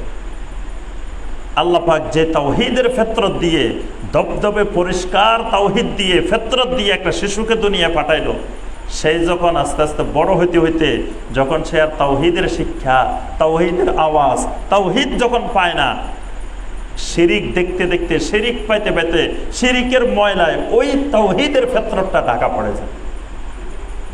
এই জন্য আল্লাহ রাব্বুল আলামিন যুগে যুগে নবী রাসূলদেরকে দুনিয়াতে পাঠাইতেন, যাতে ওই তাওহীদের, ওই শিরকের ময়লাটা, শিরকের নাপাকিটা, শিরকের আবরণটা দূর করে তার তাওহীদের ফিতরতটা জাগ্রত করে দেওয়া। সুবহানাল্লাহ। তাহলে তাওহীদ কত গুরুত্বপূর্ণ, যেটা প্রত্যেক মানুষের ভিতরে ফিতরতের মধ্যে আছে। এজন্য দেখবেন একজন মানুষকে আপনি জিজ্ঞাসা করবেন যে ভাই আল্লাহ কোথায়, সে মুখে বলতেছে কি বলতেছে? আল্লাহ সব জায়গায় আছে। কিন্তু ওই মানুষটা যখন আল্লাহর কাছে দোয়া করে, হাত তোলে, তখন কোন দিকে তোলে? উপরের দিকে। তো তার মুখের কথা হলো আল্লাহ সব জায়গায় বিরাজমান, সব জায়গায় আছে। তাহলে সে দোয়া করার সময় তো হাত চারিদিকে ঘুরার কথা ছিল না? রব্বানা যালামনা আনফুসানা ওয়া ইল্লাম তাগফির লানা ওয়া তারহামনা লানাকুনান্না মিনাল খাসিরিন। এভাবে হাত ঘুরবে না চারিদিকে? কারণ আল্লাহ চারিদিকে না, সব জায়গায় না। কিন্তু হাত ঘুরে না, হাত খালি উপরের দিকে যাচ্ছে, হাত খালি উপরের দিকে যাচ্ছে। মনে হচ্ছে যে আকাশ থেকে আসতেছে, সেই ওই দিকে অপেক্ষমান আছে।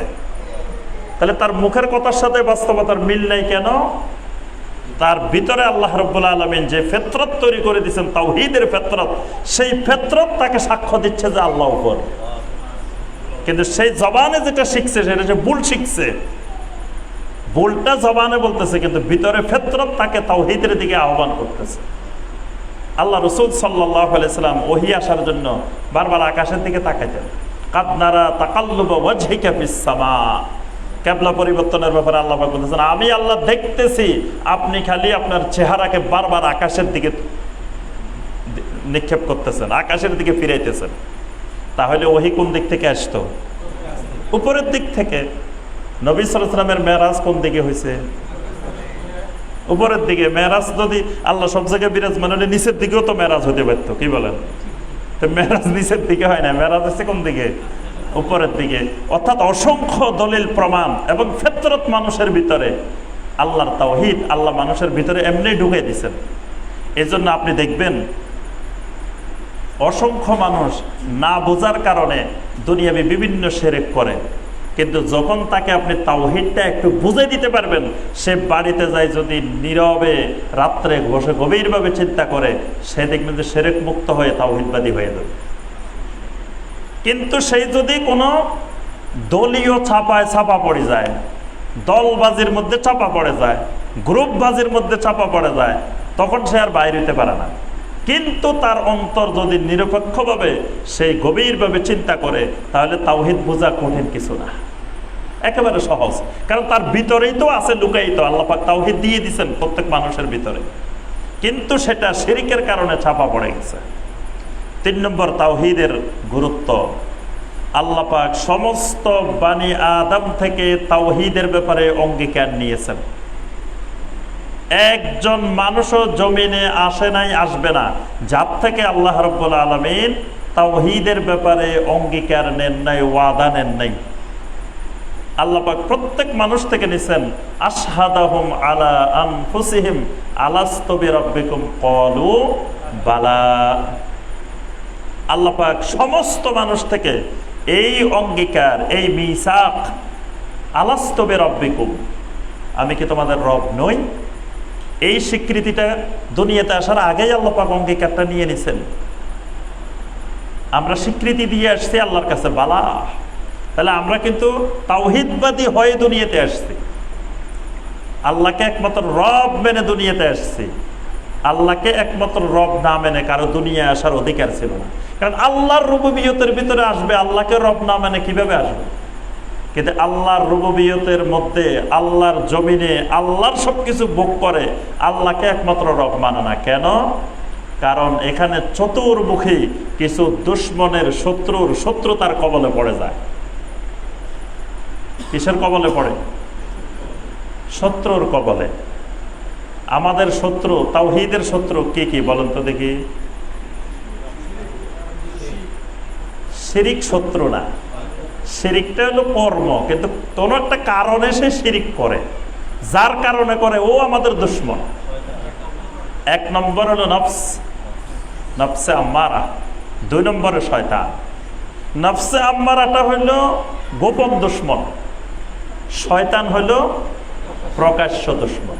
আল্লাহ পাক শয়তানের ব্যাপারে কোরআনে বারবার বলছেন, ইন্নাহু লাকুম আদুব্বুম মুবিন, শয়তান তোমাদের প্রকাশ্য দুশ্মন।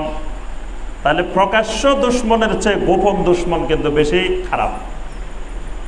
শয়তানের আমরা চিনি যে হে আমাদের শত্রু, এটা তো সবাই জানি নাকি, সবাই চিনছি, সবাই হে আমাদের ঘোষণা দেওয়া দুশ্মন।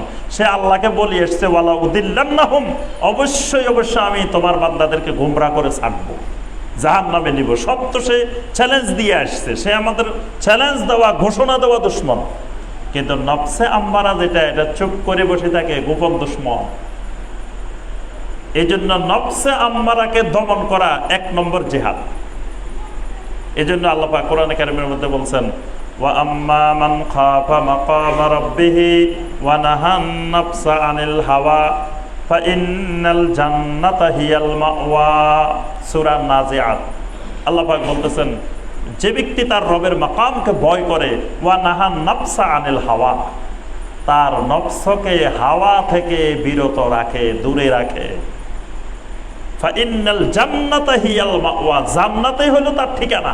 সুবহানাল্লাহ, ডাইরেক্ট জান্নাত। তাহলে নফসে আম্মারার, নফসের ষড়যন্ত্র থেকে, শত্রুতা থেকে রক্ষা করতে পারলে ঈমানকে, আমলকে, সে জান্নাতি। সুবহানাল্লাহ। কিন্তু আমরা এখনো শত্রুই চিনি না, কি জিহাদ করবো? জিহাদ কার বিরুদ্ধে? শত্রুর বিরুদ্ধে করতে হতো, শত্রুও চিনে না, জিহাদ করবে কার বিরুদ্ধে? এই জন্য বন্ধুর বিরুদ্ধে জিহাদ শুরু করে দিছে। কারণ শত্রু না চিনলে কার বিরুদ্ধে করবে? যে লোক, ওই আমরা গল্প শুনছিলাম যে এক লোক মসজিদের বাইরে গিয়ে তো জুতাগুলোকে, মানে ওই হজে গিয়ে, মক্কা মুকাররমা গিয়ে, যে জুতাগুলোকে এখান থেকে এখানে, এখান থেকে এখানে সরাই রাখতেছে। তো জিজ্ঞাসা করতেছে একদিন, কিরে ভাই তুমি জুতাগুলো নিয়ে এমন এমন করতেছে কেন? ভাই বাংলাদেশে আমি জুতা চুরি করতাম, তা এখন এখানে আসছি, এখানে তো জুতা চুরি করার সুযোগ নাই, কিন্তু আমার যেই অভ্যাস, সেই অভ্যাসটা তো এখানে আমি দমন করতে পারতেছি না, এই জন্য এখান থেকে এখানে, এখান থেকে এখানে হইলো রাখতেছি, চুরি তো আর করতে পারতেছি না এখানে। এখন কথা হইল যে আল্লাহ রাব্বুল আলামিন আমাদেরকে প্রকাশ্য দুশ্মন, গোপন দুশ্মন সব আল্লাহ চিহ্নিত করে দিয়েছেন, কিন্তু আমরা দুশ্মনে চিনতে পারি নাই। তো দুশ্মন না চিনার কারণে বন্ধুয়ে বন্ধুয়ে জিহাদ করে। এক মুমিন আরেক মুমিনের কি ভাই ভাইয়ে ভাইয়ে কোনোদিন জেহাদ হয় কি? ভাইয়ে ভাইয়ে জেহাদ হয়? ওয়াল মুমিনুনা ওয়াল মুমিনাতু বা'দুহুম আউলিয়াউ বা'দ। এক মুমিন আর এক মুমিনের ওয়ালি, বন্ধু। মুমিনেরা হলেন পরস্পরের বন্ধু। আর বন্ধু ও বন্ধু কোনোদিন জেহাদ হয় না। জেহাদ হয় কার বিরুদ্ধে? শত্রুর বিরুদ্ধে। কিন্তু যারা যুগে যুগে ফিতনা সৃষ্টি করেছে, খারেজি ফিতনা, মহা ফিতনা, আরো যারা যারা ফিতনা সৃষ্টি করছে, এদের জেহাদটা সবসময় মুসলমানের বিরুদ্ধে। এদের জেহাদটা সবসময় আলেম ওলামার বিরুদ্ধে। এদের জেহাদটা দেখবেন যে মুশরিকের বিরুদ্ধে, কাফেরের বিরুদ্ধে তাদের কোনো জেহাদ নাই। যুগে যুগে এদের হাতে মুসলিম আলেম ওলামা মারা গেছেন, মুসলিমেরাই শহীদ হয়েছেন। তাদের জেহাদটা পুরোপুরি মুসলমানের বিরুদ্ধে, কাফের মুশরিকের বিরুদ্ধে তাদের জেহাদ না। তাহলে জেহাদ করতে হবে শত্রুর বিরুদ্ধে। 1 নম্বর শত্রু হলো মুসলিমের একজন মুমিনের নফস। 2 নম্বর শত্রু শয়তান। 3 নম্বর শত্রু আল কুফার ওয়াল মুনাফিকিন। কাফের মুনাফিকও আপনার 1 নম্বর দুশমন না, 3 নম্বর দুশমন। ইমাম ইবনুল কাইয়িম রাহিমাহুল্লাহ জাদুল মাআদের মধ্যে মারাতাবুল জিহাদ আলোচনা করেছেন বিস্তারিত। জিহাদ 1 নম্বরে কার বিরুদ্ধে, 2 নম্বরে কার বিরুদ্ধে, 3 নম্বরে কার বিরুদ্ধে, 4 নম্বরে কার বিরুদ্ধে, 5 নম্বরে কার বিরুদ্ধে, কার বিরুদ্ধে কিভাবে জিহাদ করতে হবে, শরীয়ত কিভাবে বলছে, কোরআন সুন্নাহ কিভাবে বলছে, তিনি বিস্তারিত আলোচনা করেছেন। তাহলে 3 নম্বর হলো কুফার মুনাফিকিনদের বিরুদ্ধে। কুফার মুনাফিকিনদের বিরুদ্ধেও যারা তারা রাস্তাঘাটে দৌড়ে জিহাদ করা যাবে না। সেটাও 2 ধরনের জিহাদ। একটা হলো জিহাদুত তলব, একটা হলো জিহাদুত দেফা। জিহাদুত তলব হলো একটা মুসলিম রাষ্ট্রের শাসক যদি মনে করে যে আমরা এখানে আলহামদুলিল্লাহ কোরআন সুন্নাহ মেনে, দিন মেনে চলতেছি, আমরা পার্শ্ববর্তী অমুসলিম দেশগুলোতে আমাদের দাওয়াত বাড়ানো দরকার, বিস্তার করা দরকার, তখন বিভিন্ন অমুসলিম দেশে দাওয়াত নিয়ে পাঠানোর পরে সেখানে যদি আমাদের ওই মুসলিম ভাইয়েরা আক্রান্ত হয়, মুসলিম ভাইদেরকে দাওয়াত দিতে বাধা দেয়, পরিবেশ না থাকে, তখন এই মুসলিম শাসক এখান থেকে তার সেনাবাহিনীর সাথে জনগণও যদি যেতে চায়, এবং জনগণের জন্য সেটা ফরজে কিফায়া, ফরজে আইন হবে না, কেউ যাইতে চাইলে তখন সরকার তাকে পাঠাইতে পারে। এটার নাম জিহাদুত তলব। আরেকটা হলো জিহাদুত দেফা। কাফের মুশরিক আমার উপরে আক্রমণ করছে, আমার ভাইদের উপরে আক্রমণ করছে, আমার এলাকা আক্রমণ করছে, আমার জান মাল ইজ্জতের উপর আক্রমণ করছে কাফের, তখন ওই এলাকার ওই অঞ্চলের সকল মুসলিমদের উপরে জিহাদ ফরজে আইন হয়ে যায়। এটার নাম জিহাদুত দেফা, মানে আত্মরক্ষামূলক, নিজেদেরকে রক্ষা করার জন্য জিহাদ। তাহলে এই জিহাদের অনেক নীতিমালা, বিধিবিধান, নিয়ম কারণ আছে। কখন ফরজ হবে, কার উপরে ফরজ হবে, কিভাবে ফরজ হবে, কতটুকু করতে হবে। 4 নম্বরে আমার ঈমানের দুশমন হলো আহলুল বিদআ ওয়াল মুনকারাত। আহলুল বিদআ ওয়াল মুনকারাত আমার ঈমান আমলের দুশমন। তাদের বিরুদ্ধেও জিহাদ করতে হবে, কিন্তু তাদের জিহাদটার পর্যায়ে আছে বিভিন্ন স্তরে। আমাদের ওইটা আলোচনার বিষয় না। আমি যেটা বলতেছিলাম যে আল্লাহ রাব্বুল আলামিন আমাদের প্রত্যেকের থেকে দুনিয়াতে আসার আগে এই তাওহীদের অঙ্গীকার নিয়েছেন, তাওহীদের মিসাক নিয়েছেন। 4 নম্বর, আল্লাহ পাক তাওহীদের জন্য যুগে যুগে অসংখ্য নবী রাসূল আলাইহিমুস সালামকে আল্লাহ পাক দুনিয়াতে পাঠিয়েছেন। অর্থাৎ 1 জন 2 জন নয়, অসংখ্য নবী রাসূল আলাইহিমুস সালাম, তাদেরকে আল্লাহ পাক দুনিয়াতে পাঠিয়েছেন কিসের জন্য? তাওহীদের দাওয়াত দেওয়ার জন্য। আল্লাহ পাক সমস্ত নবীদের দাওয়াতের বর্ণনা কোরআনে দিয়েছেন। অর্থাৎ সব নবীদের মধ্য থেকে যে কয়জন নবীর নাম আল্লাহ কোরআনে উল্লেখ করছেন, সেই নবীদের আল্লাহ পাক দাওয়াতের ইতিহাস তুলে ধরেছেন। প্রত্যেক নবী তার জাতিকে তাওহীদের দাওয়াত দিয়েছেন। লাকাদ আরসালনা নূহান ইলা কওমিহি ফাকালা ইয়া কওমি ইবুদুল্লাহ মা লাকুম মিন ইলাহিন গায়রুহু। নূহ আলাইহিস সালাম তার জাতিকে দাওয়াত দিয়েছেন, ইয়া কওমি ইবুদুল্লাহ মা লাকুম মিন ইলাহিন গায়রুহু, ও আমার জাতি একমাত্র ওই আল্লাহর ইবাদত করো যিনি ছাড়া তোমাদের আর সত্যিকারের কোনো মাবুদ নাই। এইভাবে সব নবী দুনিয়ার মানুষকে কিসের দাওয়াত দিয়েছেন? তাওহীদের দাওয়াত দিয়েছেন। তাহলে তাওহীদ কত গুরুত্বপূর্ণ যে সমস্ত নবী রাসূল একমাত্র তাওহীদের দাওয়াত দিয়েছেন।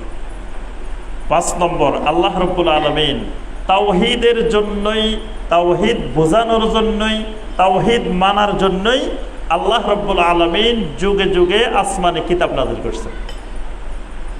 যত আসমানি কিতাব আল্লাহ পাক নাযিল করছেন, সমস্ত আসমানি কিতাবের মূল দাওয়াত, মূল থিম, মূল বিষয় হলো তাওহীদ। এজন্য আল্লাহ পাক কোরআনে কারীমের মধ্যে বলছেন, ওয়ামা আরসালনা মিন ক্বাবলিকা মির রাসূলিন ইল্লা নূহি ইলাইহি আন্নাহু লা ইলাহা ইল্লা আনা ফা'বুদুন।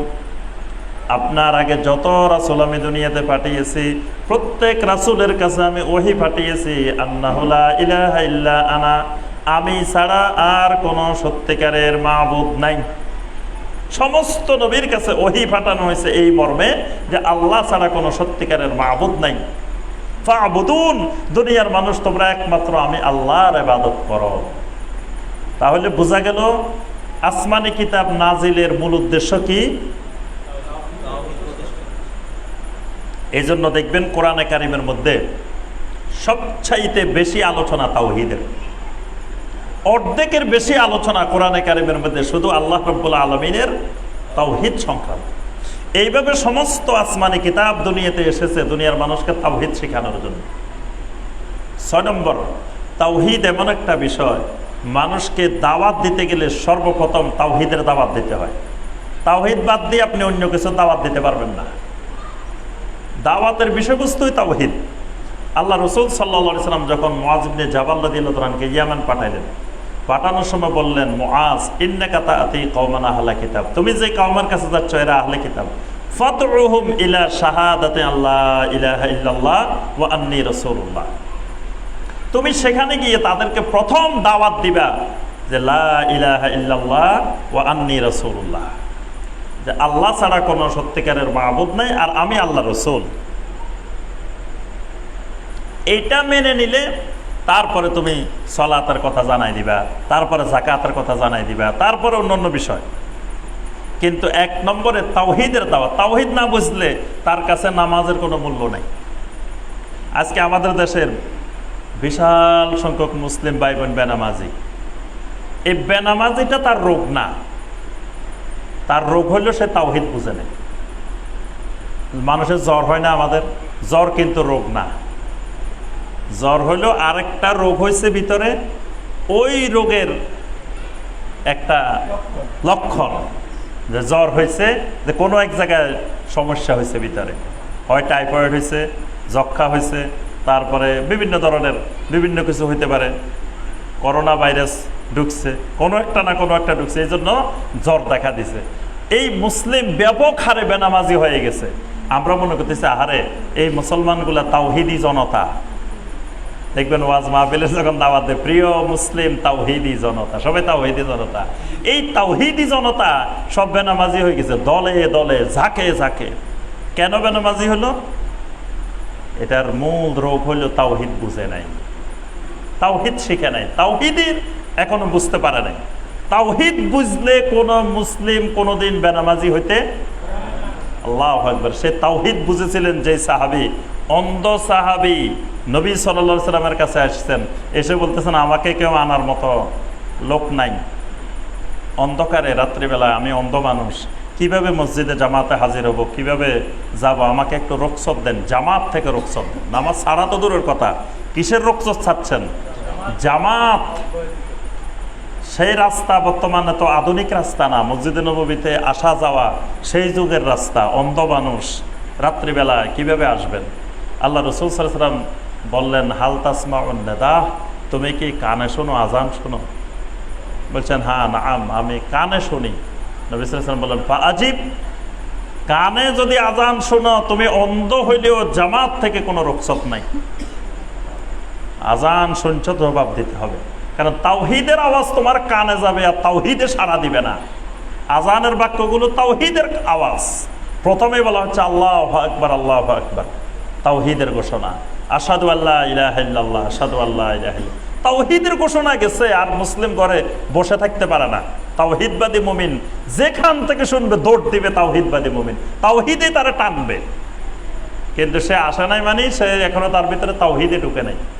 এই অন্ধ সাহাবী বাড়ি থেকে মসজিদে নববী পর্যন্ত কোনো কোনো বর্ণনা আসছে রশি লাগায় রাখতেন, সেই রশি ধরে ধরে ধরে ধরে মসজিদে নববীতে আসতেন, সালাত আদায় করে আবার সেই রশি ধরে ধরে বাড়ি যেতেন। আল্লাহু আকবার। তাও কিন্তু জামাত ছাড়ে না, এটার নাম তাওহীদ। তারা তাওহীদ বুঝছেন বলেই অন্ধ সাহাবীও জামাত ছাড়ে নাই। আর আমরা তাওহীদ বুঝি নাই বলে সুস্থ মানুষও মাসের পর মাস, বছরের পর বছর নামাজ পড়ে না। আর কয় হুজুর একটু নামাজের বয়ান করেন, অন্য বয়ান বেশি দরকার নাই, এখন নামাজের বয়ান দরকার, বলে না? নামাজের বয়ান দরকার নাই, আমরা মনে করি নামাজের বয়ান দরকার নাই, দরকার হলো তাওহীদের বয়ান। তারা তাওহীদ বুঝাইতে হবে, তাওহীদ বুঝাইলে তার তাওহীদেই তারা নামাজি বানাবে। বাচ্চা বলতেছে যে আম্মা রাত্রে টয়লেটের দরকার হলে আমার একটু ডাকিয়েন, তাহলে মা কি তার টয়লেটের দরকার মা বুঝবে? মা কইতেছে বাবারে তোমার টয়লেটের দরকার হলে তোমার টয়লেটেই তোমার টান মারি ডাকে তুলে ফেলবে, আমি তোলা লাগবে না। তাওহীদ যার ভিতরে ঢুকবে, তাওহীদেই ফজরের আজান শুনলে ডাক টানে তুলে ফেলবে। তাওহীদ ঢুকে নাই, এই জন্য ফজরের পরেও সে ঘুমায় রয়েছে। তাওহীদ যদি তার ভিতরে ঢুকতো তাহলে তাই ঘুমাইতে পারত না। সে এমন অস্থির হয়ে যেত, কোনখান দিয়ে ফজরের জামাত চলে যাচ্ছে, কোনখান দিয়ে ফজরের জামাত চলে যাচ্ছে, তার ভিতরে এখনো তাওহীদ ঢুকে নেই। 7 নম্বর, তাওহীদের কারণে পৃথিবীর সমস্ত মানুষকে দুই ভাগে ভাগ করা হয়, হয় মুমিন হয় কাফের। তাওহীদের কারণে ওয়ালা বাড়ার সম্পর্ক কায়েম হয়। আমরা বিস্তারিত ব্যাখ্যা করতে পারতেছি না, সংক্ষেপে শুধু পয়েন্টগুলো বলতেছি। সারা পৃথিবীর মানুষ কয় ভাগে বিভক্ত? 2 ভাগে, হয় মুমিন না হয় কাফের। তাহলে মুমিন আর কাফেরের পার্থক্যটা হয় কিসের মাধ্যমে? তাওহীদের মাধ্যমে। এই তাওহীদ এমন এক জিনিস, যেই তাওহীদের কারণে ভাই ভাইয়ের বিরুদ্ধে অস্ত্র ধরছে বদরে, বাপ ছেলের বিরুদ্ধে অস্ত্র ধরছে, ছেলে বাপের বিরুদ্ধে অস্ত্র ধরছে না বদরে। বদরের যুদ্ধের মধ্যে যে সাহাবীরা ছিলেন, এরা যাদের বিরুদ্ধে যুদ্ধ করতে গেছেন বদরের ময়দানে, এরা সব তাদের বাপ, তাদের ভাই, তাদের চাচাতো ভাই, তাদের চাচা, তাদের খালা, তাদের মামা, তাদের জ্যাঠা, সব তাদের আত্মীয় স্বজন। তাদের বিরুদ্ধে অস্ত্র ধরছেন কেন? তাওহীদের কারণে, আর কোনো কারণে না। এবং যারা শহীদ হয়েছেন তাদের আত্মীয়দের হাতে, বাপের হাতে ছেলে শহীদ হয়েছে, ছেলের হাতে বাপ শহীদ হয়েছে, একমাত্র তাওহীদ। নবী সাল্লাল্লাহু আলাইহি ওয়াসাল্লামের এত প্রিয় চাচা আবু তালেব, আবু তালেবের নাম শুনছি না আমরা? নবী সাল্লাল্লাহু আলাইহি ওয়াসাল্লামকে কত সহযোগিতা করছেন, কাউকে নবী সাল্লাল্লাহু আলাইহি ওয়াসাল্লামের গায়ে একটা আঘাত করতে দেয় নাই, সর্বপ্রকার সহযোগিতা করছে। এই চাচারে তাওহীদের দাওয়াত দেওয়া হয়েছে মারা যাওয়ার আগে, বলা হয়েছে ইয়া আম্মি কুল লা ইলাহা ইল্লাল্লাহ, চাচা আপনি লা ইলাহা ইল্লাল্লাহ বলেন। এটা যদি বলেন উহাজ্জু লাকা বিহা ইনদাল্লাহ, আল্লাহর কাছে এই কালেমাটাকে আমি হুজ্জত হিসাবে, দলিল হিসাবে পেশ করব। চাচা চিন্তা ভাবনা করে বলছে যে না, আনা আলা মিল্লাতে আব্দুল মুত্তালিব, আমি আমার বাপ দাদার মিল্লাতের উপরে আছি। চাচা মারা গেছে, আল্লাহ রাসূল সাল্লাল্লাহু আলাইহি ওয়াসাল্লাম চাচাকে দেখতে যান নাই, দাফন কাফন করতে যান নাই। আলীকে বলছেন আলী যাও একটা গর্ত করে, তোমার বাবাকে গোসল দেওয়া যাবে না, কাফন পরানো যাবে না, জানাজা দেওয়া যাবে না, সম্মানজনকভাবে কবরস্থানে নেওয়া যাবে না, কোনোরকম নিয়ে মানুষেরা কষ্ট পাবে, এই জন্য নিয়ে সেখানে মাটির নিচে গর্ত করে রেখে আসো। তাহলে বোঝা যায় তাওহীদ এমন এক জিনিস, তাওহীদ বাপ আর ছেলেকেও আলাদা করে দেয়। আবার তাওহীদ এমন এক জিনিস, যেই জিনিস 1000 মাইল দূরের একজনও প্রিয় হয়ে যায়। বেলালের বাড়ি কোথায়, কোন দেশে বেলাল? সেই বেলাল নবী সাল্লাল্লাহু আলাইহি ওয়াসাল্লাম মেরাজে গেছেন, নবী সাল্লাল্লাহু আলাইহি ওয়াসাল্লামের সামনে দিয়ে দিয়ে জুতা শব্দ শোনা যাচ্ছে। মেরাজ থেকে এসে বলছেন বেলাল তুমি কি আমল করো, যে আমলের কারণে আমি জান্নাতের মধ্যে তোমার পায়ের আওয়াজ শুনতে পাইছি। বেলাল রাদিয়াল্লাহু তাআলা আনহু বলছেন আমি তো একটা আমল খুব গুরুত্বের সাথে করি, সেটা হলো যতবার পবিত্রতা অর্জন করি, ওযু করি, তায়াম্মুম করি, গোসল করি, যতবার পবিত্রতা অর্জন করি ততবার আমি কিছু সালাত আদায় করি। সুবহানাল্লাহ। তাহলে এই বেলাল আফ্রিকা থেকে এসে, আফ্রিকার মানুষ, কালো মানুষ, কোথায় বাড়ি, সেই বেলাল হয়ে গেছে নবী সাল্লাল্লাহু আলাইহি ওয়াসাল্লামের মুয়াজ্জিন। আর নবী সাল্লাল্লাহু আলাইহি ওয়াসাল্লামের চাচা, তারা হয়ে গেছে কি অবস্থা, কিসের কারণে? একমাত্র তাওহীদ। তাওহীদ এরকম একটা জিনিস। আল্লাহ পাক বলছেন ইয়া আইয়ুহাল্লাযীনা আমানু লা তাত্তাখিযু আবাআকুম ওয়া ইখওয়ানাকুম আউলিয়া ইনিস্তাহাব্বুল কুফরা আলাল ঈমান। হে ঈমানদাররা, তোমাদের বাপ, তোমাদের ভাই, যদি তারা ঈমানের উপরে কুফরিকে পছন্দ করে, লা তাত্তাখিযু আউলিয়া, খবরদার তাদেরকে বন্ধু হিসাবে গ্রহণ করিও না, তারা তোমার বন্ধু না। যদি ঈমানের উপরে কুফরকে তারা অগ্রাধিকার দেয়, তাহলে মুমিন আর কাফেরে বিভক্ত করে ওয়ালা বারার সম্পর্ক, বন্ধুত্ব এবং অপছন্দতা, এটা নির্ণয় করে কিসে? তাওহীদ। তাওহীদ এরকম শক্তিশালী জিনিস। তাওহীদের কারণে আল্লাহ পাক ইসলামী শরীয়তে জিহাদের প্রবর্তন করেছেন। যার ভিতরে তাওহীদ আছে তার বিরুদ্ধে জিহাদ করা যায় না।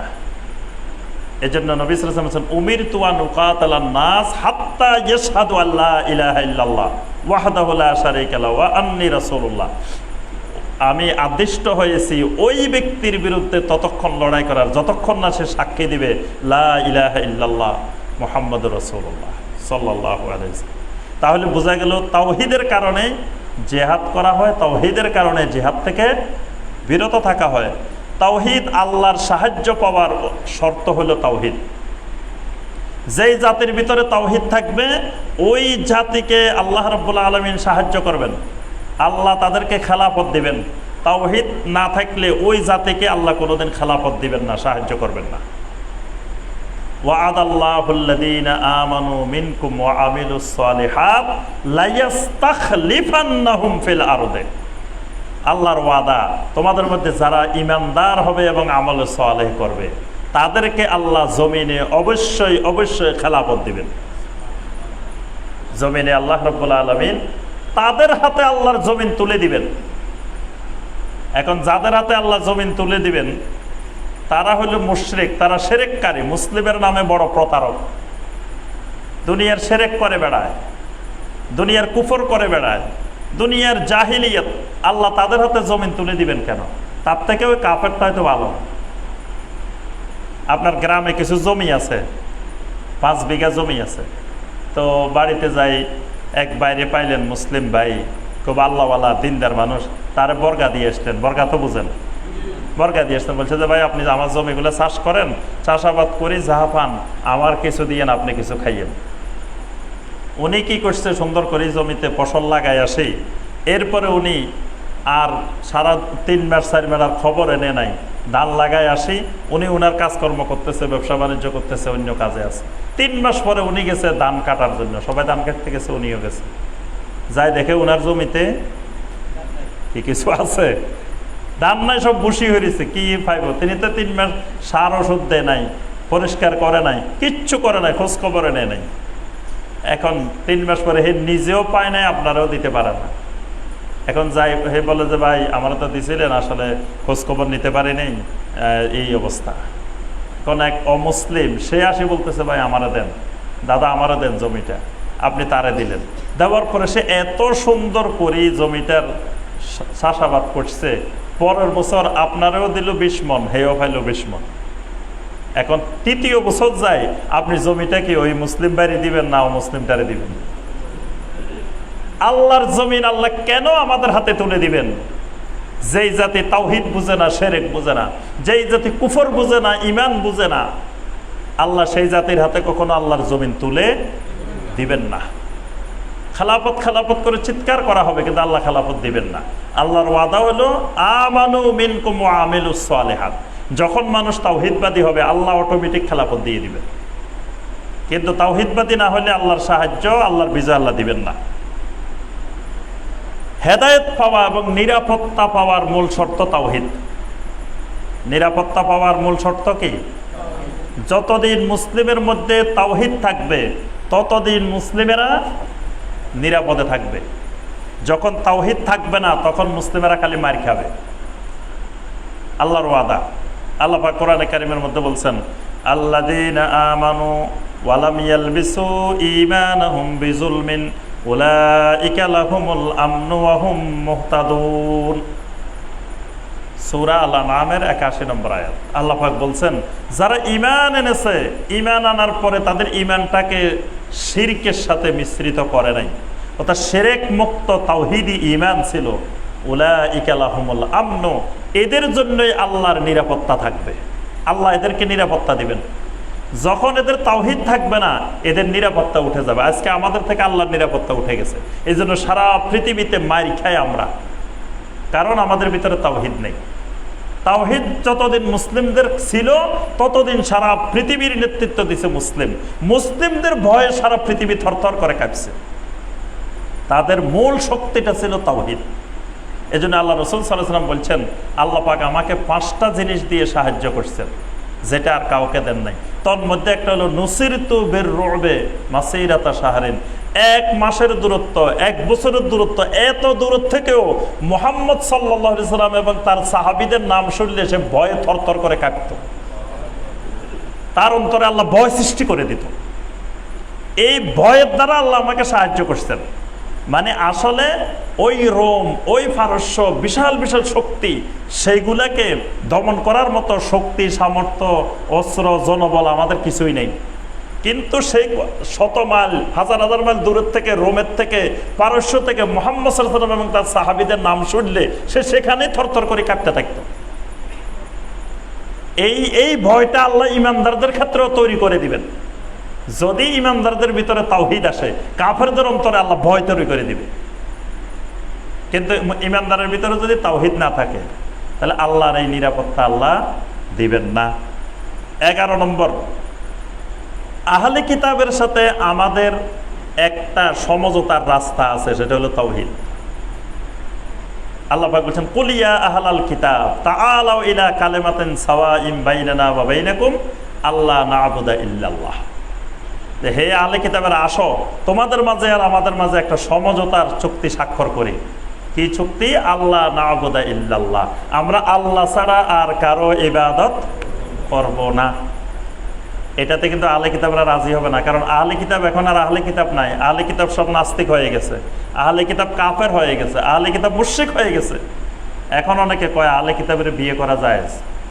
ওই আহলে কিতাব এখন আর জমিনে নাই যে আহলে কিতাব বিয়ে করা জায়েজ। এখন যারা আহলে কিতাব এরা কাফের, এরা কুফার, এরা মুশরিকিন, কারণ এদের ভিতরে তাওহীদ নাই, আল্লাহ না'বুদা ইল্লাল্লাহ নাই। এরা 3 মাবুদে বিশ্বাসী। খ্রিস্টানরা, ইহুদিরা কেউ ধর্মই মানে না, আল্লাহ বিশ্বাস করে না। আবার কেউ কেউ আছে বিভিন্ন মাবুদে বিশ্বাসী, শিরকের মধ্যে, কুফরের মধ্যে ডুবে আছে। এরা আর আহলে কিতাব নাই। এজন্য আমরা যে কথাটা বলতেছিলাম, যে সেটা হলো আহলে কিতাব আর আমাদের মধ্যে সমঝোতার একটা মাধ্যম হলো তাওহীদ। কারণ যুগে যুগে সব নবীরা তাওহীদ শিখে গেছেন। 12 নম্বর, আল্লাহ পাকের সর্বপ্রথম নির্দেশ হলো তাওহীদের, সর্বপ্রথম নিষেধাজ্ঞা হলো শিরকের। এক সাহাবী এসে নবী সাল্লাল্লাহু আলাইহি ওয়াসাল্লামকে জিজ্ঞাসা করেন, আইয়ুল আমলে আফদালু ইনদাল্লাহ, আল্লাহর কাছে সবচাইতে উত্তম আমল কোনটা? নবী সাল্লাল্লাহু আলাইহি ওয়াসাল্লাম বলেন, ঈমানুন বিল্লাহি ওয়া রাসূলিহি, আল্লাহ এবং তার রাসূলের উপরে ঈমান আনা। অর্থাৎ তাওহীদ হলো সবচাইতে আফদাল আমল। আর সবচাইতে বড় অপরাধ হলো আল্লাহর সাথে শিরিক করা। আর কোরআনে কারিম থেকে শুরু থেকে তেলাওয়াত করতে করতে আসেন, সূরা আল বাকারার 20 নম্বর আয়াত পর্যন্ত আল্লাহ কোনো নির্দেশও দেন নাই, নিষেধও করেন নাই। 21 নম্বর আয়াতে আল্লাহ পাক প্রথম যে নির্দেশটা দিচ্ছেন সেটা তাওহীদের। ইয়া আইয়ুহান নাসু উবুদু রাব্বাকুম। সর্বপ্রথম নিষেধাজ্ঞা যেটা দিচ্ছেন 22 নম্বর আয়াতে, ফালা তাজআলু লিল্লাহি আনদাদা ওয়া আনতুম তা'লামুন, শিরকের নিষেধাজ্ঞা। 13 নম্বর, সবচেয়ে উত্তম কাজ, মারুফে আকবার হলো তাওহীদ। সবচাইতে জমিনে নিকৃষ্ট কাজ হলো শিরক। সবচাইতে উত্তম কাজ, বা আফদালুহা কাউলু লা ইলাহা ইল্লাল্লাহ। লা ইলাহা ইল্লাল্লাহ হলো সবচাইতে আফদাল আমল, আফদাল কাজ, সবচাইতে সেরা কাজ। আর জমিনে সবচাইতে নিকৃষ্ট কাজ শিরক। 14 নম্বর, সমস্ত আমল কবুলের শর্ত হলো তাওহীদ। তাওহীদ আছে, আমল কবুল হবে। তাওহীদ নাই, সারা জীবন নামাজ পড়েন, একটা নামাজও কবুল হবে না। সারা জীবন কোটি কোটি টাকা যাকাত দেন, 1 টাকার যাকাতও কবুল হবে না। 50 বার হজ করেন, 1 বার হজও কবুল হবে না। সমস্ত ইবাদত, সমস্ত আমল কবুলের মূল শর্ত তাওহীদ। তাওহীদ আছে, আমল কবুল হবে। তাওহীদ নাই, আমল কবুল হবে না। বান্দার উপরে আল্লাহর হক হইল তাওহীদ। মুআজ রাদিয়াল্লাহু তাআলা একদিন নবী সাল্লাল্লাহু আলাইহি ওয়াসাল্লামের সাথে একই বাহনে যাচ্ছিলেন, নবী সাল্লাল্লাহু আলাইহি ওয়াসাল্লামের পিছনে ছিলেন। বলেন, মুআজ তুমি কি জানো যে আল্লাহর বান্দার উপরে আল্লাহর হক কি, আল্লাহর উপরে বান্দার হক কি? মুআজ বললেন, আল্লাহু ওয়া রাসূলুহু আলাম। আল্লাহ রাসূল সাল্লাল্লাহু আলাইহি ওয়াসাল্লাম বললেন, বান্দার উপরে আল্লাহর হক হইল যে আল্লাহ ইয়াবুদু ইল্লাল্লাহ ওয়া লা ইউশরিকু বিহি শাইয়্যা। বান্দার উপরে আল্লাহর অধিকার হলো যে বান্দা আল্লাহ ছাড়া কারো ইবাদত করবে না, আল্লাহর সাথে কোনো কিছুকে শরিক করবে না। অর্থাৎ তাওহীদ হলো বান্দার উপরে আল্লাহর হক, আল্লাহর অধিকার। যেই লোক তাওহীদ মানে নাই, তাওহীদ বাস্তবায়ন করে নাই, তাওহীদের উপরে চলে নাই, এই লোক আল্লাহর অধিকার আদায় করে নাই। 16 নম্বর, আত-তাওহীদ ইউকাফিরু যুনুব। তাওহীদ সমস্ত গুনাহকে মাফ করে দেয়। আপনার যত গুনাহ থাকুক, সমুদ্রের ফেনা পরিমাণ গুনাহ থাকুক, তাওহীদ সবগুলোর মুছে দেয়। নবী সাল্লাল্লাহু আলাইহি ওয়াসাল্লাম বলেন, কেউ যদি ফরজ নামাজের পরে 33 বার সুবহানাল্লাহ, 33 বার আলহামদুলিল্লাহ, 33 বার আল্লাহু আকবার, আর 100তম বার লা ইলাহা ইল্লাল্লাহু ওয়াহদাহু লা শারীকা লাহু লাহুল মুলকু ওয়া লাহুল হামদ ওয়া হুয়া আলা কুল্লি শাইইন কাদির, গুফিরাত খাতায়াহু ওয়া ইন কানাত মিসলু জাবাদিল বার। সমুদ্রের ফেনা পরিমাণ গুনাহ হলেও সব গুনাহ আল্লাহ মাফ করে দেন। সুবহানাল্লাহ। এখানে তাওহীদের বাক্যগুলো উচ্চারণের, জিকিরের ফজিলত, এরকম অসংখ্য হাদিস রয়েছে যে তাওহীদের মাধ্যমে আল্লাহ পাক সব গুনাহ মাফ করে দেন। কিয়ামতের ময়দানে এক লম্বা হাদিস আছে বুখারী মুসলিমে, এক লোকের 99 দপ্তর আমলনামা হাজির করা হবে। সব দপ্তরের বিশাল বিশাল দপ্তর, ভলিউম, সবগুলোর দ্বারা সে জাহান্নামে সাব্যস্ত হবে। আল্লাহ বলবেন, তোমার একটা ছোট্ট কাগজ আছে, এটা তোমার মিজানে দিয়ে দিব। সে বলবে, এত বিশাল বিশাল দপ্তরে কাজ হইতেছে না, ছোট্ট একটা কাগজে কি হবে? ওই কাগজের মধ্যে লেখা আছে এই তাওহীদের কালেমা, আশহাদু আল্লা ইলাহা ইল্লাল্লাহু ওয়াহদাহু লা শারীকা লাহু ওয়া আশহাদু আন্না মুহাম্মাদান আবদুহু ওয়া রাসূলুহু। এই কাগজটা মিজানের উপরে দেওয়ার সাথে সাথে এত ভারী হয়ে যাবে, এই তুলনায় 99 দপ্তর কিছুই না। সুবহানাল্লাহ। অর্থাৎ তাওহীদ এত ভারী মিজানের মধ্যে। এই জন্য নবী সাল্লাল্লাহু আলাইহি ওয়াসাল্লাম বলছেন, সাকিলাতান ফিল মিজান। দুইটা কালেমা আছে, বলতে অত্যন্ত হালকা, জিকির করতে অত্যন্ত হালকা, অত্যন্ত সহজ, কিন্তু মিজানের মধ্যে দিলে ভারী, খুবই ভারী। সেই দুটা কালেমা কি? সুবহানাল্লাহি ওয়া বিহামদিহি সুবহানাল্লাহিল আযীম। তাওহীদ, এই সুবহানাল্লাহি ওয়া বিহামদিহি সুবহানাল্লাহিল আযীম মানে তাওহীদ। তাওহীদ মিজানের মধ্যে সবচাইতে ভারী। 17 নম্বর, জমিনে বারাকা পাইতে হলে, যে কোনো কিছুতে বরকত পাইতে হলে তাওহীদ লাগবে। তাওহীদ থাকলে আল্লাহ বরকত দিবেন। আল্লাহ বলছেন, ওয়ালাউ আন্না আহলাল কুরা আমানু ওয়াত্তাকাউ লাফাতাহনা আলাইহিম বারাকাতিম মিনাস সামাই ওয়াল আরদি। যেই জনপদের অধিবাসীরা আমি আল্লাহর উপরে ঈমান আনবে, তাকওয়া অবলম্বন করবে, আমি আসমান জমিনের বরকতে সব দরজা খুলে দিব। সুবহানাল্লাহ। তাহলে বরকত পাওয়ার মাধ্যম হলো তাওহীদ। আজকে আমাদের তাওহীদ নেই, বরকত নেই। দেখবেন অনেক টাকা ইনকাম করেও বরকত হয় না, অনেক কিছু থাকার পরেও বরকত নাই, বরকত শূন্য। কারণ হলো আমাদের ভিতরে তাওহীদ নেই। 18 নম্বর, কবরের সর্বপ্রথম প্রশ্ন করা হবে তাওহীদের উপরে। কবরের প্রথম প্রশ্নটা কি? মার রব্বুকা, তোমার রবকে, মানে তাওহীদের প্রশ্ন, রুবুবিয়তের প্রশ্ন, আল্লাহর একত্ববাদের প্রশ্ন। তাহলে কবরে আমার 1 নম্বরে যেটা দরকার হবে সেটা হলো তাওহীদ। তাওহীদ আগে ঠিক করতে হবে। কবরের প্রশ্নগুলো ঈমানি বিষয়, তিনটা ঈমানি বিষয়।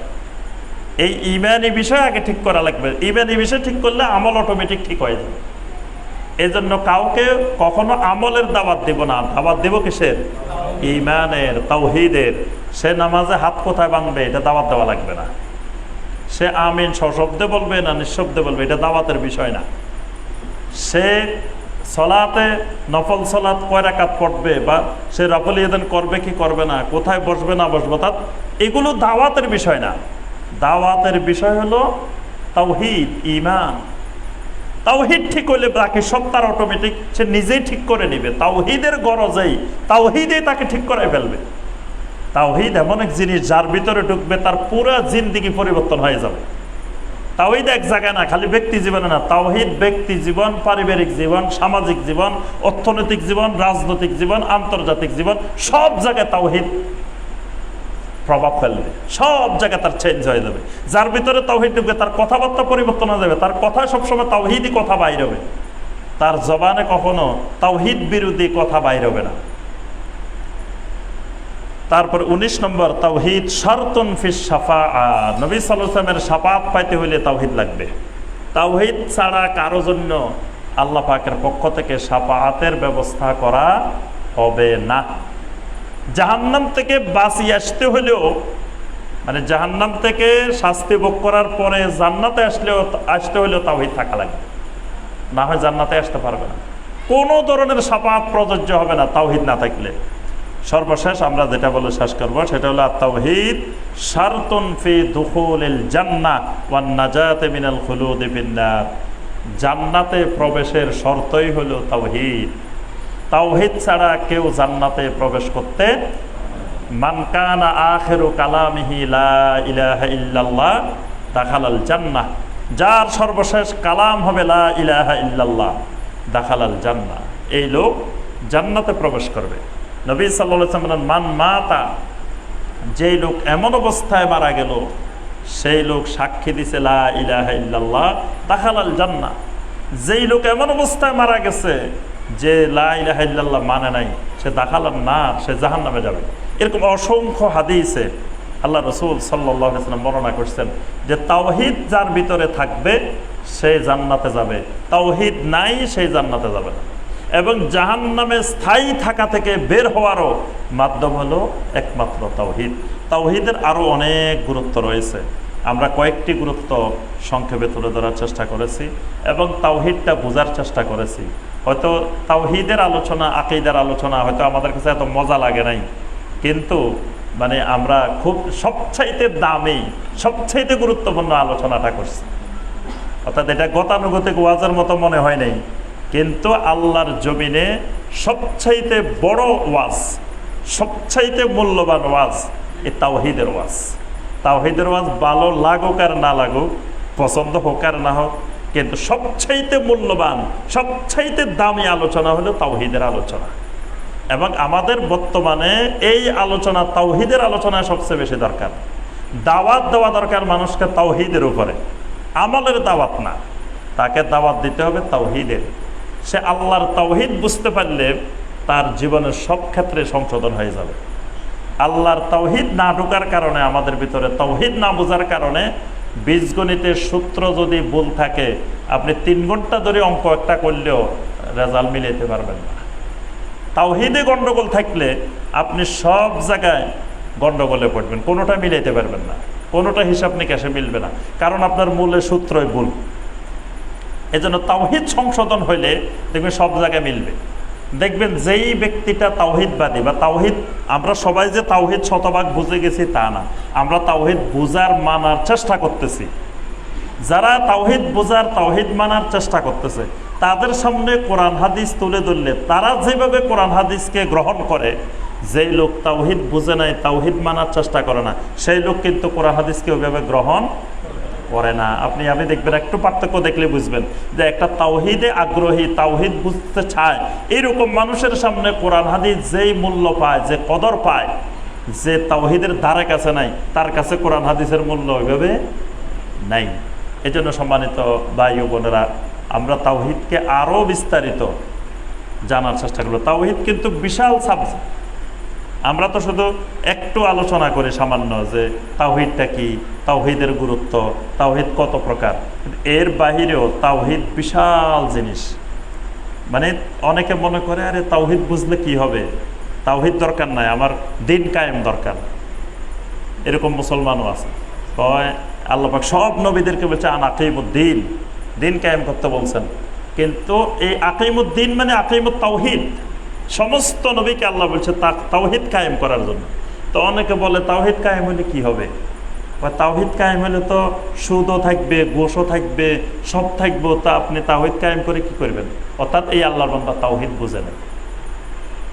তাওহীদ কায়েম হওয়া মানে সেই সমাজ থেকে সমস্ত অপরাধ নির্মূল হয়ে যাওয়া। তাওহীদ খালি ব্যক্তি জীবনে প্রভাব ফেলে না। তাওহীদ সাহাবায়ে কেরামের খালি ব্যক্তি জীবনে তাওহীদই হওয়ার পরে সারা রাত তাহাজ্জুদ পড়ছে আর ইবাদত বন্দেগী করছে, এরকম হয় নাই। তাদের লেনদেন, কথাবার্তা, আচার আচরণ, তাদের প্রশাসন, তাদের অর্থনীতি সব তাওহীদের দ্বারা পরিবর্তন হয়ে গেছে। শিক্ষা ব্যবস্থা যদি তাওহীদ থাকে, শিক্ষা ব্যবস্থা হয়ে যাবে ভিন্ন রকম। পুরা শিক্ষা ব্যবস্থা যদি তাওহীদের আলোকে সাজানো হয় তো সেই শিক্ষা ব্যবস্থা তো এরকম থাকবে না। অর্থনৈতিক ব্যবস্থা যদি তাওহীদের আলোকে সাজানো হয় এই অর্থনীতি তো থাকবে না, সেটা তাওহীদই অর্থনীতি হয়ে যাবে। অর্থাৎ তাওহীদ জীবনের এমন কোনো দিক ও বিভাগ নাই যেই বিভাগের সাথে তাওহীদের সম্পর্ক নেই। নবী সাল্লাল্লাহু আলাইহি সাল্লামের একটা গুরুত্বপূর্ণ হাদিস, নবী সাল্লাল্লাহু আলাইহি সাল্লাম বলেন, লা ইয়াজনি জানি হিনা ইয়াজনি ওয়া হুয়া মুমিন। কোন জেনাকারী জেনা করে না যখন সে জেনা করে মুমিন থাকে, অর্থাৎ মুমিন অবস্থায় কোন জেনাকারী জেনা করে না। ওয়ালা ইয়াসরিকু সারিকু হিনা ইয়াসরিকু ওয়া হুয়া মুমিন। কোন চোর মুমিন থাকা অবস্থায় চুরি করে না। ওয়ালা ইয়াশরাবুল খামরা হিনা ইয়াশরাবু ওয়া হুয়া মুমিন। কোন মদ পানকারী মুমিন অবস্থায় মদ পান করে না। এই হাদিসটার মধ্যে অনেক গভীর চিন্তা করার বিষয়। তাহলে যে আমরা দেখি ইমানদার চুরি করে, অনেক মুসলিম চুরি করে না? যারা আমাদের সমাজের চোর এরা তো বেশিরভাগই মুসলিম, কি বলেন? কিন্তু আল্লাহ রাসূল সাল্লাল্লাহু আলাইহি ওয়াসাল্লাম বলতেছেন মুমিন অবস্থায় চোর চুরি করে না। তাহলে যে সময় চুরি করছে সে সময় তার ঈমান ছিল না। মদ পানকারী ইমানদার অবস্থায়, ঈমান অবস্থায়, মুমিন অবস্থায় মদ পান করে না। তাহলে যে সময় মদ পান করছে সে সময় তার ভিতরে ঈমান ছিল না। জানাকারী মুমিন অবস্থায় জানা করে না, তাহলে যে সময় জানা করছে সে সময় তার ভিতরে ঈমান। তাহলে বোঝা যায় ঈমান যদি থাকতো সে চুরি করতে পারতো না। ঈমান যদি থাকতো তাহলে সে জানা করতে পারতো না। ঈমান যদি থাকতো তাহলে সে মদ পান করতে পারতো না। তাহলে আপনি সমাজ মাদকে ডুবে যাইতেছে, চারিদিকে মাদকে যুব সমাজ ধ্বংস হয়ে যাচ্ছে। এখন আপনি চিকিৎসা করবেন কি মাদকের না তাওহীদের? কিন্তু আমরা চিকিৎসায় ভুল করতেছি। আমরা চিকিৎসা করতেছি যে আরে এই তো সব যুবকেরা মাদকে ধ্বংস হয়ে যাচ্ছে, সামাজিক অবক্ষয় দেখা দিছে, আমরা তাদেরকে মাদক থেকে বাঁচানোর জন্য কত কোটি কোটি টাকা খরচ করি, কত কিছু করতেছি, কিন্তু আমাদের মূল চিকিৎসা আসল জায়গায় করি নেই। আল্লাহ রাসূল সাল্লাল্লাহু আলাইহি ওয়াসাল্লাম চিকিৎসা দিয়ে গেছেন, ঈমান যদি তার থাকে ওই যুবকের, সে মদ পান করবে না। তার ঈমানের সমস্যা, ঈমানের মধ্যে রোগে ধরছে, ঈমানের ভিতরে তাওহীদ নেই, তার ঈমানটা বিশুদ্ধ করে দাও। ঈমান যদি ওই যুবকের বিশুদ্ধ হয়ে যায় তো ওই যুব সমাজ এমনি মদ ছেড়ে দিবে। মদ তাদেরকে বিনা পয়সায় খাইতে দিলেও খাবে না। মদের বোতল, কয়েক লক্ষ মদের বোতল সাহাবায়ে কেরাম একদিনে ভাঙছে না? কে ভাঙছে না? যেই সাহাবায়ে কেরাম মদ ছাড়া থাকতে পারতেন না, যেই জাহেলি সমাজে, আরবের সমাজে খাবারের টেবিলে মদ না থাকলে ওইটা মেহমানদারি হইতো না। আরবের যদি খাবারের টেবিলে মদ নাই তার মেহমানদারিও হয় নাই। যেই আরবে জাহেলি যুগে কবিতা লিখতে হইলে মদের আলোচনা দিয়ে কবিতা লেখা শুরু করা লাগতো, এবং কে কার থেকে দামি দামি মদ খায় সেটা নিয়ে তারা প্রতিযোগিতা করত। সেই সমাজে আল্লাহ পাক আয়াত নাযিল করেছেন, ইয়া আইয়ুহাল্লাযীনা আমানু ইন্নামাল খামরু ওয়াল মাইসিরু ওয়াল আনসাবু ওয়াল আজলামু রিজসুম মিন আমালিশ শাইতান ফাজতানিবুহু লাআল্লাকুম তুফলিহুন। আল্লাহ বলছেন সফল হইতে হলে ফাজতানিবুহু, মদ ছেড়ে দাও। সাথে সাথে সাহাবায়ে কেরাম যার ভিতরে ছিল সেটা বমি করে ছেড়ে ফালাই দিয়েছে। যার দোকানে ছিল, যার ঘরে ছিল, সাথে সাথে সব ভেঙে চুরমার করে ফেলছে। একদিনে অলিতে গলিতে শুধু মদের নহর প্রবাহিত হয়েছে। তাহলে এই মানুষগুলারে মদ ছাড়াইলো কিসে? তাওহীদে। তাওহীদ বুঝার কারণে আল্লাহ যখন বলছেন ফাজতানিবু, সাথে সাথে ফাজতানিবু। আর এরা, আমরা এত বুঝানির পরেও মদ খাওয়া বাড়ে না কমে? বাড়ে। সিগারেটের দাম এত বাড়ার পরেও, এত ট্যাক্স ধরার পরেও তারপরে বাড়ে না কমে? বাড়ে, কমে না। এগুলো কমবে না, এগুলো শুধু বাড়বে, কারণ আমরা চিকিৎসা আসল জায়গায় করিনি। তার রোগ হয়েছে অন্য রোগ, তারা খালি জ্বরের জন্য ওষুধ খাওয়াইতেছে। তার যত তার রোগ না, তার রোগ তো অন্যটা, ওই রোগের চিকিৎসা করতে হবে। আল্লাহ রাসূল সাল্লাল্লাহু আলাইহি ওয়াসাল্লাম বলছেন, রোগ যখন ধরবে ঈমানে, রোগ যখন ধরবে তাওহীদে, তখন সব জায়গায় সামাজিক বিপর্যয় দেখা দিবে। তখন সমাজে চুরিও বেড়ে যাবে, অপরাধ বেড়ে যাবে, মাদক বেড়ে যাবে, অশ্লীলতা বেড়ে যাবে, বিভিন্ন খুন খারাপি বেড়ে যাবে। এটার মূল চিকিৎসা হলো ঈমানি চিকিৎসা, তাওহীদি চিকিৎসা লাগবে। আল্লাহ রাব্বুল আলামিন আমাদের সবাইকে তাওহীদকে জানার, বোঝার, আমল করার আল্লাহ পাক তৌফিক দান করুন। তাওহীদকে সঠিকভাবে উপলব্ধি করে, সঠিকভাবে জেনে আল্লাহ পাক আমাদেরকে আমাদের সামগ্রিক জীবনে তাওহীদ বাস্তবায়ন করা তৌফিক দান করুন। আল্লাহ রাব্বুল আলামিন দুনিয়া যতদিন বেঁচে থাকি আল্লাহ পাক আমাদেরকে তাওহীদের উপরে বাঁচিয়ে রাখুন। যখন দুনিয়া থেকে আল্লাহ নিয়ে যাবেন, দুনিয়া থেকে আমরা বিদায় নিব, আল্লাহ পাক আমাদের সবাইকে তাওহীদের উপরে মৃত্যু নসিব করুন। যেই তাওহীদ আমাদেরকে জান্নাত পর্যন্ত পৌঁছিয়ে দিবে আল্লাহ পাক আমাদেরকে সেই তাওহীদ নসিব করুন। আমিন ইয়া রাব্বাল আলামিন। সুবহানাকা আল্লাহুম্মা বিহামদিকা আশহাদু আল্লা ইলাহা ইল্লা আনতা আস্তাগফিরুকা ওয়া আতুবু ইলাইক। আসসালামু আলাইকুম ওয়া রাহমাতুল্লাহি ওয়া বারাকাতুহু। জি, সংক্ষেপে দেন তাহলে।